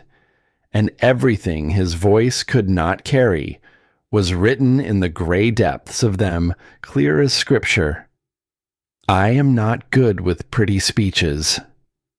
He continued, his voice rougher, now scraped raw by the effort of hauling his private self into the light. I am a rancher who smells of horses and leather, who reads too much and talks too little. I cannot promise you an easy life because ranching is hard and uncertain and full of seasons that try to break you. But I can promise that you will never doubt your worth again. You will never be abandoned or diminished or treated as less than the remarkable woman you are. Loretta looked at their joined hands, his scarred from work and weather, hers marked by burns from the stove and the roughness of lye soap. Neither pair was pretty. Both were honest. And they fit together with the natural rightness of things that were meant to be held. I am nobody, she whispered. A factory girl who answered a false advertisement. You could have anyone. I do not want anyone. I want the woman who makes this ranch sing with purpose, who brings grace to everything she touches. She felt the tears break free, then running down her cheeks with the silent persistence of rain on glass, and she did not try to stop them because these were not the tears of the depot platform. These were not tears of abandonment or desperation or the bitter salt of dreams dissolving. These were the tears of a woman who had walked through fire and found on the other side a hand extended in love rather than charity. I love you too, she said, and the admission felt like setting down a weight she had carried so long that she had forgotten her shoulders were capable of straightening. "But I will not have you marry me from obligation." He silenced her with a kiss. Not the passionate collision of young lovers who had nothing to lose, but the profound and deliberate claiming of two people who understood exactly what they were choosing and chose it anyway. A promise made flesh. A future staked on the quiet conviction that some things were worth every risk. When they parted, both breathless, both changed, he kept his forehead against hers. "Does that feel like obligation to her?" A smile broke through her tears like sunrise through storm clouds. "It feels like coming home." Then unpack that carpet bag, tear up those recipes, and marry me today if possible. Tomorrow at the latest. Bridger Colton, you cannot rush a wedding. Watch me. He grinned, and the expression made him look like the boy he must have been before war and solitude, and the weight of 5,000 acres carved him into granite. Dougal. He bellowed through the open door with a volume that sent birds scattering from the barn roof. "Saddle up. We are riding to town for the judge." Within minutes, the kitchen filled with cowboys still pulling on boots and tucking in shirts, their faces holding the bewildered alertness of men roused by commotion and expecting anything from prairie fire to cattle stampede. When Bridger announced the engagement, the cheer that erupted could have been heard in the next county. Emmett actually threw his arms around Loretta before catching himself turning crimson and retreating to a safe distance. Dougal muttered something about it taking long enough. Old Virgil Tutt wiped suspicious moisture from his eyes and pretended he had dust on his spectacles. "Now hold on." Loretta raised her hands, laughing in a way she had not laughed in months, perhaps years, the full-bodied laughter of a woman who had been given permission to feel joy without apology. "I have not even said yes properly." "Say it then." Bridger pulled her close, ignoring the audience of 20 grinning cowboys with the supreme indifference of a man who no longer cared about anything except the woman in his arms. "Say you will marry me, Loretta Calloway. Say you will stay." She looked around the kitchen, her kitchen, at the faces of men who had become brothers, protectors, friends. At the stove, she had mastered the gardens, she had planted the sourdough starter still bubbling on the shelf with the persistent optimism of something that refused to be defeated. Then she looked at Bridger, this good, quiet, complicated man, offering his heart without reservation or condition. "Yes, I will stay." The second cheer was louder than the first. And if the biscuits emerged slightly darker than usual that morning on account of general distraction and frequent interruption by cowboys wanting to shake hands and offer congratulations, not a single soul at the table complained. 3 days had passed since the proposal, and the ranch hummed with a wedding energy that made the cattle nervous and the horses curious. Loretta had insisted on waiting at least a week because proper notice needed to be given and arrangements made, and her one good dress altered by steady hands in steady light. Bridger grumbled about unnecessary delay, but conceded the point when she reminded him that rushing would only feed the gossip they were trying to silence. It was Thursday morning. Loretta stood at the kitchen table, kneading bread flour, dusting her arms to the elbows. She was humming a hymn from childhood, one her mother used to sing on baking days when the melody was not merely accompaniment, but ingredient, something kneaded into the dough alongside flour and water, and the hope that tomorrow would be better than today. Emmett burst through the kitchen door. His young face was flushed from running his eyes, carrying an alarm that turned Loretta's blood to ice before he spoke a single word. "Miss Loretta, there is a man at the main gate." Says he is Edmund Hale. Says he has come to collect what is his. The dough dropped from her nerveless fingers, hitting the table with a sound like a small body falling. Through the window, she could see a figure in a city suit standing beside a hired buggy at the ranch entrance, his posture radiating the particular arrogance of a man who believed the world was a store, and everything in it bore a price tag with his name. Even at a distance, she recognized him from the daguerreotype, tall, well-dressed, handsome, in the manner that concealed character rather than revealed it the way a fresh coat of paint can hide rotting wood. Where is Bridger East pasture with Dougal checking fence lines? I sent Dusty to fetch him, but old Virgil Tutt appeared in the doorway, his rifle cradled in his arms, with the casual competence of a man who had carried weapons longer than most of the cowboys had been alive. That fellow is demanding to see you, Miss Loretta. Says he has legal claim. We told him to wait outside the gate, but he is getting mighty insistent. Loretta wiped the flour from her hands. Her mind moved quickly, assessing options with the same rapid calculation she had applied to thread counts and damper settings and the precise amount of lard required for perfect biscuit layers. She could hide. She could let the men handle it. She could wait for Bridger to arrive and step behind his authority like a child behind a parent's leg. Or she could walk out there and face the man who had broken her life open and show him what had grown in the break. I will speak with him. Not alone, you will not. Old Virgil's tone carried a finality that would have impressed a judge. She walked to the gate with Virgil on one side and Emmett on the other, and behind them she sensed rather than saw the other ranch hands gathering, not charging forward with weapons drawn, not making threats or creating spectacle, simply appearing one by one from barn and corral and bunkhouse, standing in a loose semicircle behind the woman who fed them and celebrated their birthdays, and knew which ones could not tolerate pepper and which ones needed extra portions. These men, who had become her family, forming a wall of loyalty without being asked, because loyalty, when it was real, did not wait for instructions.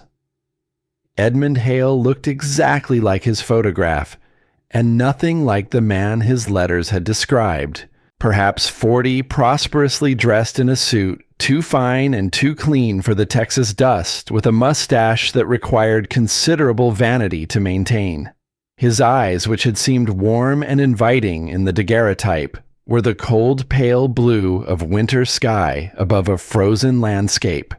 Nothing grew in those eyes. Nothing would be sheltered there. Loretta. He spoke her name as if he owned it, as if the letters between them had been a deed of purchase, rather than a conversation between equals. I have come to take you to Amarillo as arranged. There was no arrangement, Mr. Hale. You abandoned me at the depot 3 months ago. His smile was the kind that made her skin contract. Condescending, patient, the smile of a man explaining something obvious to someone he considered dim. A misunderstanding, as I explained in my letter. Business delayed me. Surely you understand that a man's commercial obligations must take precedence over. I understand that you left me alone with 12 cents and no word of explanation. Dramatic exaggeration does not become you. He stepped closer to the gate, and she caught his scent.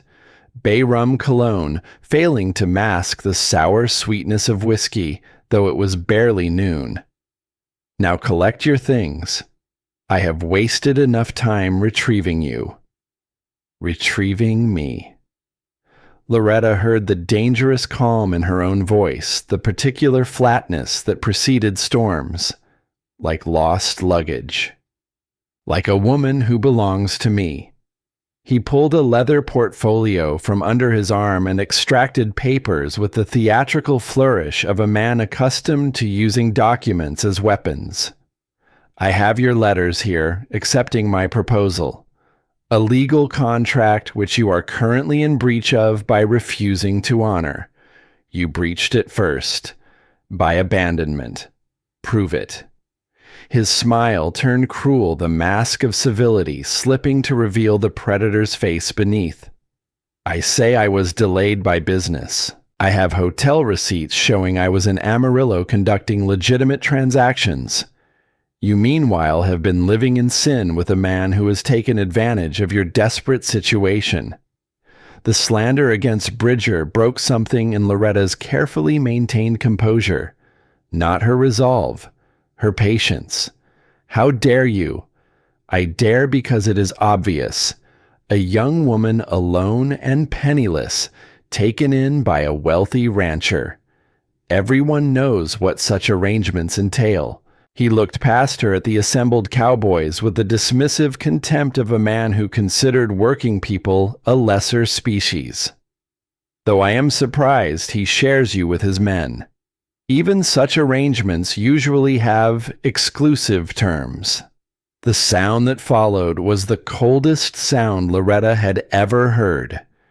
The metallic click of multiple rifles being cocked simultaneously, a percussion section of lethal intent. Every ranch hand had raised his weapon, and every face behind those weapons held an expression that said the next words out of Edmund Hale's mouth would determine whether he left this gate under his own power. But before anyone could act, before the moment could tip from tension into violence, another voice cut through the charged air with the precision of a blade. Say one more word about my fiancé, and you will need a surgeon to extract your teeth from your throat. Bridger sat his horse just inside the gate, having approached from the back pasture at a speed that had left dust hanging in the air behind him like a curtain. His clothes were covered in the honest dirt of fence line work. His face was carved from the same granite that formed the hills surrounding the ranch, and his eyes held a promise that had nothing to do with love and everything to do with the lengths a man would go to protect what mattered most. Dougal Firth flanked him on a second horse, one hand resting on his pistol, with the easy familiarity of someone who had not always been a cattle foreman. Edmund Hale's confidence wavered for the first time, a small crack in the foundation of his arrogance. Your fiancée, my future wife, the woman you abandoned, and I had the good fortune to find. Bridger dismounted with deliberate slowness, each movement carrying the controlled weight of a man restraining himself through an act of will that cost him visibly. He stopped just outside striking distance, but his presence dominated the space between them the way a mountain dominates a valley. You must be the coward who left her at the depot. I had business. You had a woman traveling 1,000 miles to marry you, and you could not be bothered to meet her train. That tells me everything I need to know about your character. She is bound to me by contract. Actually, she is not. The new voice arrived on wheels. Judge Harrison rode up in his buggy, accompanied by Sheriff Collins on horseback. Bridger had sent for them the moment Dusty brought word of Hale's arrival, planning for legal warfare, while riding hard to prevent the physical kind. Judge Harrison examined the letters with the unhurried thoroughness of a man who understood that law was most powerful when applied slowly. Mr. Hale, these letters indicate Miss Calloway's acceptance of your proposal. However, they also specify a date and location for your meeting. The Sunset Creek Depot, July 15th. Were you present at that meeting I was delayed by? Yes or no, Mr. Hale? No. But then you failed to fulfill the terms of your own contract. The judge handed back the letters with the finality of a door closing. Furthermore, Texas law is quite clear on abandonment. When a man fails to meet his mail order bride as arranged, leaving her stranded without support, she is freed from all obligations after 48 hours.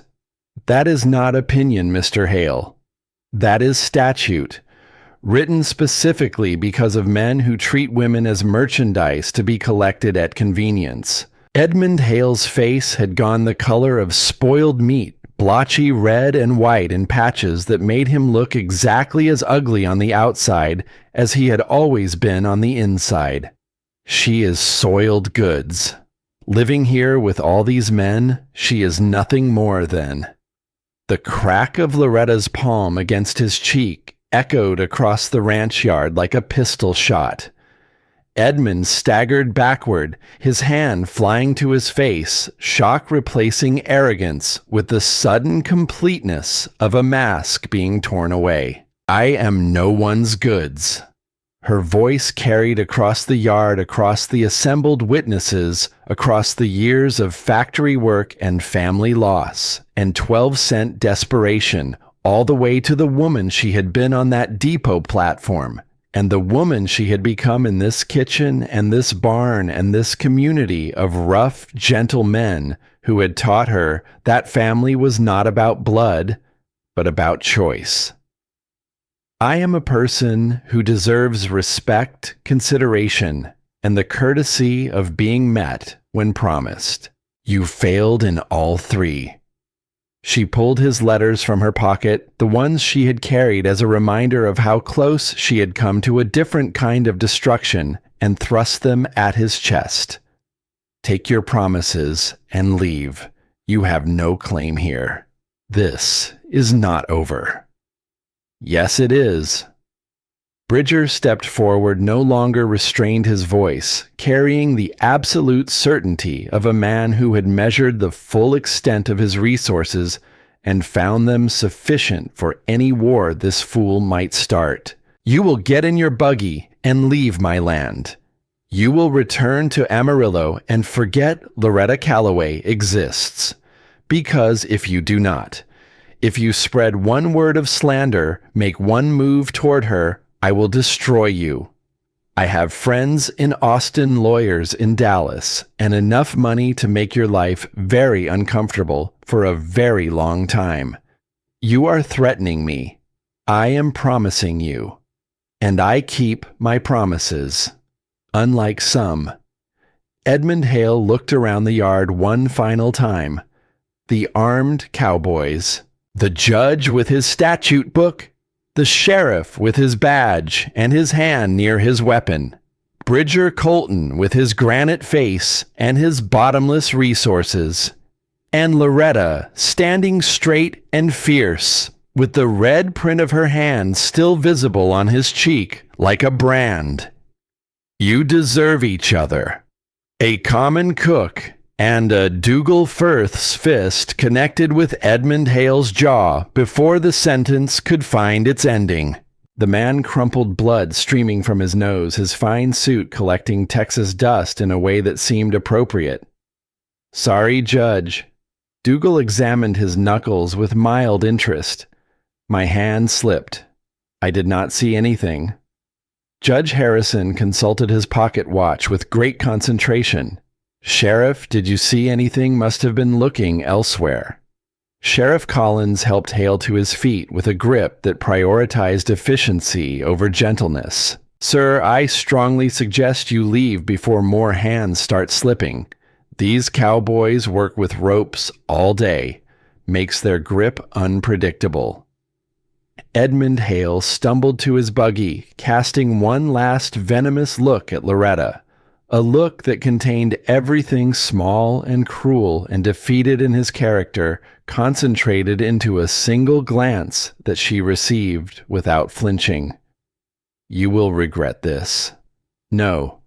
The only thing I regret is believing your lies in the first place. I regret every penny I spent on that train ticket, and every night I spent imagining the life you described.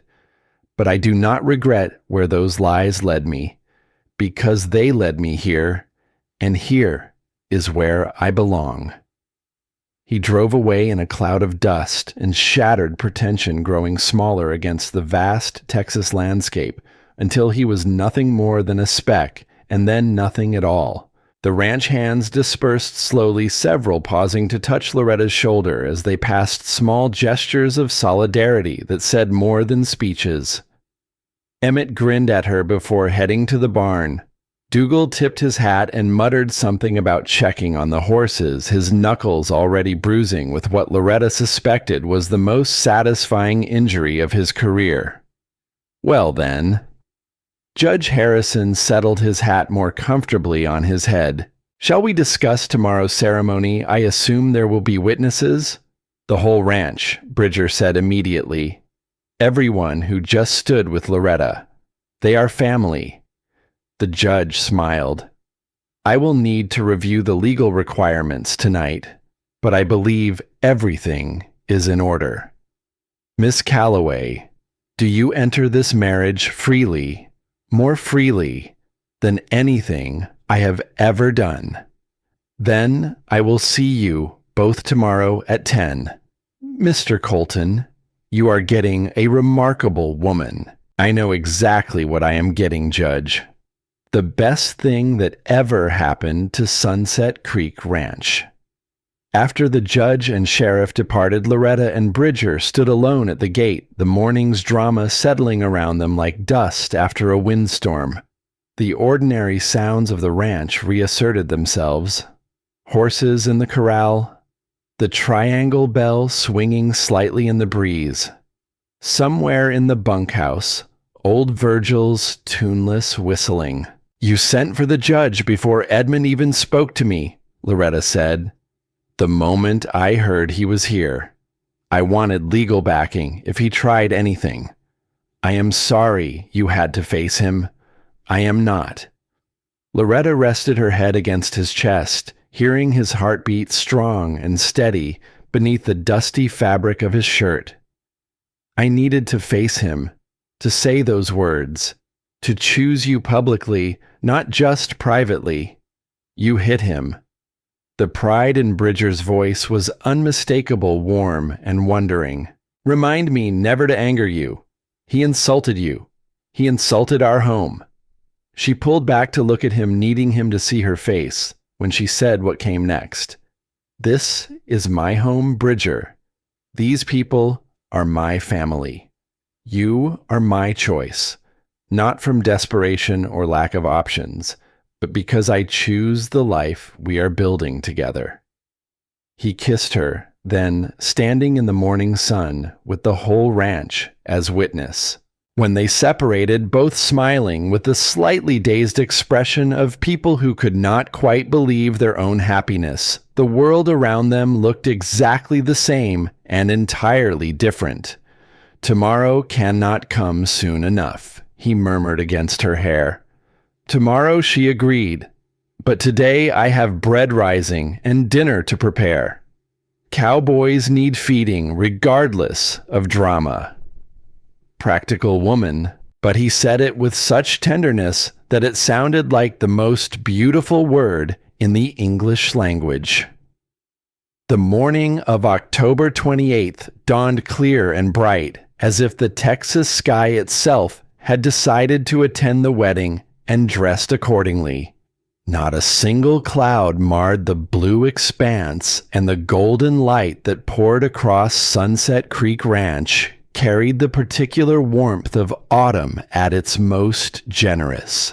Loretta stood in her bedroom for the final time as a single woman wearing the cream-colored cotton dress she had altered over 3 careful evenings. Not white silk or imported lace. Good, honest fabric, finished with pearl buttons that caught the morning light. At her throat, Bridger's mother's cameo brooch rested against her pulse, and she could feel her heartbeat pressing against the old ivory, as if introducing herself to the woman who had worn it first. Through her window, the ranch was transforming. Cowboys carried chairs into the main room of the big house, their movement self-conscious men more accustomed to hauling fence posts than arranging furniture for ceremony. Emmett had polished every piece of silver until it gleamed. Dougal had trimmed his beard for what the hands swore was the first time in living memory. A knock at her door. Old Virgil's voice, gentle as always. "Miss Loretta, the ladies from town are here." 3 women entered. Mrs. Caldwell, whose gossip had once stung, Judge Harrison's wife, and Mrs. Rayburn from the hotel. They carried hairpins and ribbons and the particular smiles women reserve for brides. Every bride deserves attendance on her wedding day, Mrs. Harrison said. Loretta's eyes blurred. These women who barely knew her had come to stand where her mother and sister could not. Mrs. Rayburn spoke while arranging her hair. "I want to apologize, dear. When you first came, we gossiped terribly. We should have offered help instead of judgment. Bridger Colton is a good man who earned our trust 100 times over. If he saw worth in you, we should have looked for it too." Mrs. Caldwell stepped forward with orange blossoms gathered that morning from the tree Bridger had planted behind the house years ago. She tucked them into Loretta's hair with the tender precision of a woman making amends through flowers. There. Beautiful. In the mirror, Loretta saw not a transformation into someone else, but a revelation of who she had always been. The woman looking back had survived abandonment, claimed her worth, and chosen love over fear. The orange blossoms smelled like the beginning of everything. The main room had been transformed by rough, gentle hands. White cloth covered the tables. Autumn wildflowers filled mason jars on every surface. Morning light fell through clean windows and golden bars across the pine floor. The cowboys stood in Sunday best, clean-shaven and polished, tugging at starched collars, but standing straight for the woman who had become their family. Bridger stood before the fireplace in a new black suit, white shirt, crisp against sun-darkened skin. When Loretta appeared on Dougal's arm, his gray eyes found hers, and held with an intensity that dissolved everything else in the room. "You sure about this?" Miss Loretta Dougal whispered. "Man cannot even make coffee worth drinking." "I am sure." Judge Harrison opened his book. "This marriage born not of arrangement, but of choice, not of necessity, but of love, stands as testament to the power of second chances." Bridger took her hands. "Loretta, you came to Sunset Creek by accident, but stayed by choice. You transformed this ranch from a business into a home. These men from workers into family. I promise to see you, truly see you every day of our lives." Loretta's voice trembled at the start, but carried clear. "Bridger, you gave me dignity when the world would have stripped it away. Purpose when I lost direction. Love when I had forgotten I deserved it. I promise to choose you again every morning when the sun rises over Sunset Creek." Emmett stepped forward with 2 gold bands. Simple, unadorned, built to last through years of work and weather. Loretta had insisted on these when Bridger wanted finer ones from Dallas. "Honest," she had said, "like us. With this ring, I make you my wife, my partner, my heart's home. With this ring, I make you my husband, my choice, my life's companion. I pronounce you husband and wife. Bridger, you may kiss your bride." The kiss was tender and profound, the quiet meeting of 2 people who had found each other across impossible distance. When they parted, the room erupted. Cowboys who had faced stampedes without flinching wiped their eyes with bandanas. Clapping grew until the rafters vibrated, the old house absorbing this new joy into its bones. Before we end, please leave a like and subscribe for more stories like this. The celebration was simple and joyful. The wedding cake commanded the center table, 3 layers frosted with hope, decorated with crystallized violets Loretta had made herself. The photographer captured them, looking not at the camera, but at each other because the future they wanted to remember was beside them, not in front. As evening painted the sky, amber and violet, they stood alone on the porch, watching the sunset across land that now belonged to both of them. Bridger had already amended the deed, adding her name beside his. No regrets, only one. She leaned into him. I wish my mother could have met you. She knows. His voice was rough and tender. Somehow she knows. 5 years later, Loretta stood on that same porch, but the world had expanded in ways the depot platform woman could never have imagined. The ranch had grown another 1,000 acres. A schoolhouse stood at the crossroads, serving every child within riding distance. Her garden fed half the county. The Sunset Creek Ladies' Aid Society she had founded raised money for the territory's first proper school teacher. Mama, watch me. Annie Colton, 4 years old with her father's gray eyes and her mother's determined chin, sat atop Duchess in the corral. The old bay mare carried the child with patient dignity, understanding that her purpose had shifted from work to love. Bridger walked beside them, one hand on the halter, the other scooping up 2-year-old James, who toddled behind with outstretched arms. Me too, Papa. Your turn, next little man. Loretta rested her hand on the curve of her belly where their third child grew. This pregnancy had been easier, as if her body had learned to trust in permanence. Dougal was foreman, still white-haired, but vital. Emmett had married the previous spring, bringing his wife to the new cabin Bridger built for married hands. Old Virgil had passed peacefully 2 winters ago, but not before teaching James his first word. Horse, naturally. The wounded horses had all survived. Duchess carried children.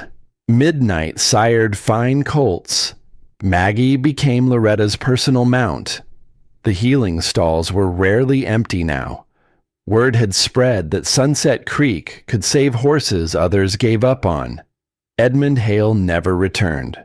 Some said he went east. Others heard he was arrested for fraud elsewhere. Loretta never asked.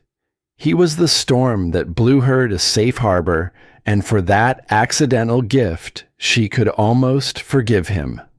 Almost. That evening, after the children slept, Loretta sat at her desk in the study Bridger had built for her. She dipped her pen into ink and wrote, October 30th, 1887. 5 years since I stood on that depot platform, abandoned and afraid. Today, our ranch is known not just for cattle and horses, but for something rarer. A place where second chances bloom, where broken things heal, where kindness builds stronger foundations than force ever could. The woman who sat on that bench with 12 cents could never have imagined this life. But that is the deepest lesson. We cannot always see the blessing hidden in disaster. My abandoned wedding became my true marriage. My desperate acceptance of work became my calling. My temporary shelter became my permanent home. She set down her pen. Through the window, the ranch stretched toward the horizon under starlight. Bridger appeared in the doorway, smiling the smile she first saw at dawn in the barn, the one that transformed granite into warmth. Children are asleep. Annie wants pancakes for breakfast. Of course she does. She moved into his arms with the ease of years. He kissed her forehead, a gesture more tender than passionate, speaking of contentment rather than desperation. Thank you, he said. For what? For saying yes. For staying. For making us a family. They stood together in the lamplit study. Outside, coyotes called across the prairie. But inside was warmth and safety, and the quiet triumph of love, chosen rather than arranged. On the kitchen shelf, the sourdough starter still bubbled 5 years since a woman found it abandoned in a dark pantry and whispered to it, "Well, are you not a fighter?" The starter had survived. Fed and tended, it had produced bread that nourished a family and a community, like Loretta herself, abandoned but not destroyed, neglected but not defeated, given warmth and purpose, and responding with the only thing that mattered: the stubborn, beautiful refusal to stop rising. Loretta's story reminds us that our greatest disasters often carry blessings hidden inside them, waiting for courage to unlock. Abandoned with 12 cents and a name she was ready to forget, she chose to see a stranger's offer as opportunity rather than charity. She transformed a neglected kitchen into a home-turned, skeptical cowboys into brothers, and built family from people who chose each other because love demanded it, not because blood required it. Family is not always blood. Home is not always where you plan to go. Sometimes it is where you land when plans shatter and the life you build from wreckage turns out stronger than anything you could have designed. Have you ever found yourself stranded at your own depot platform holding nothing but courage and 12 cents of hope? If you have, remember Loretta. Remember the sourdough starter survived because someone chose to feed it. And remember that you too are a fighter.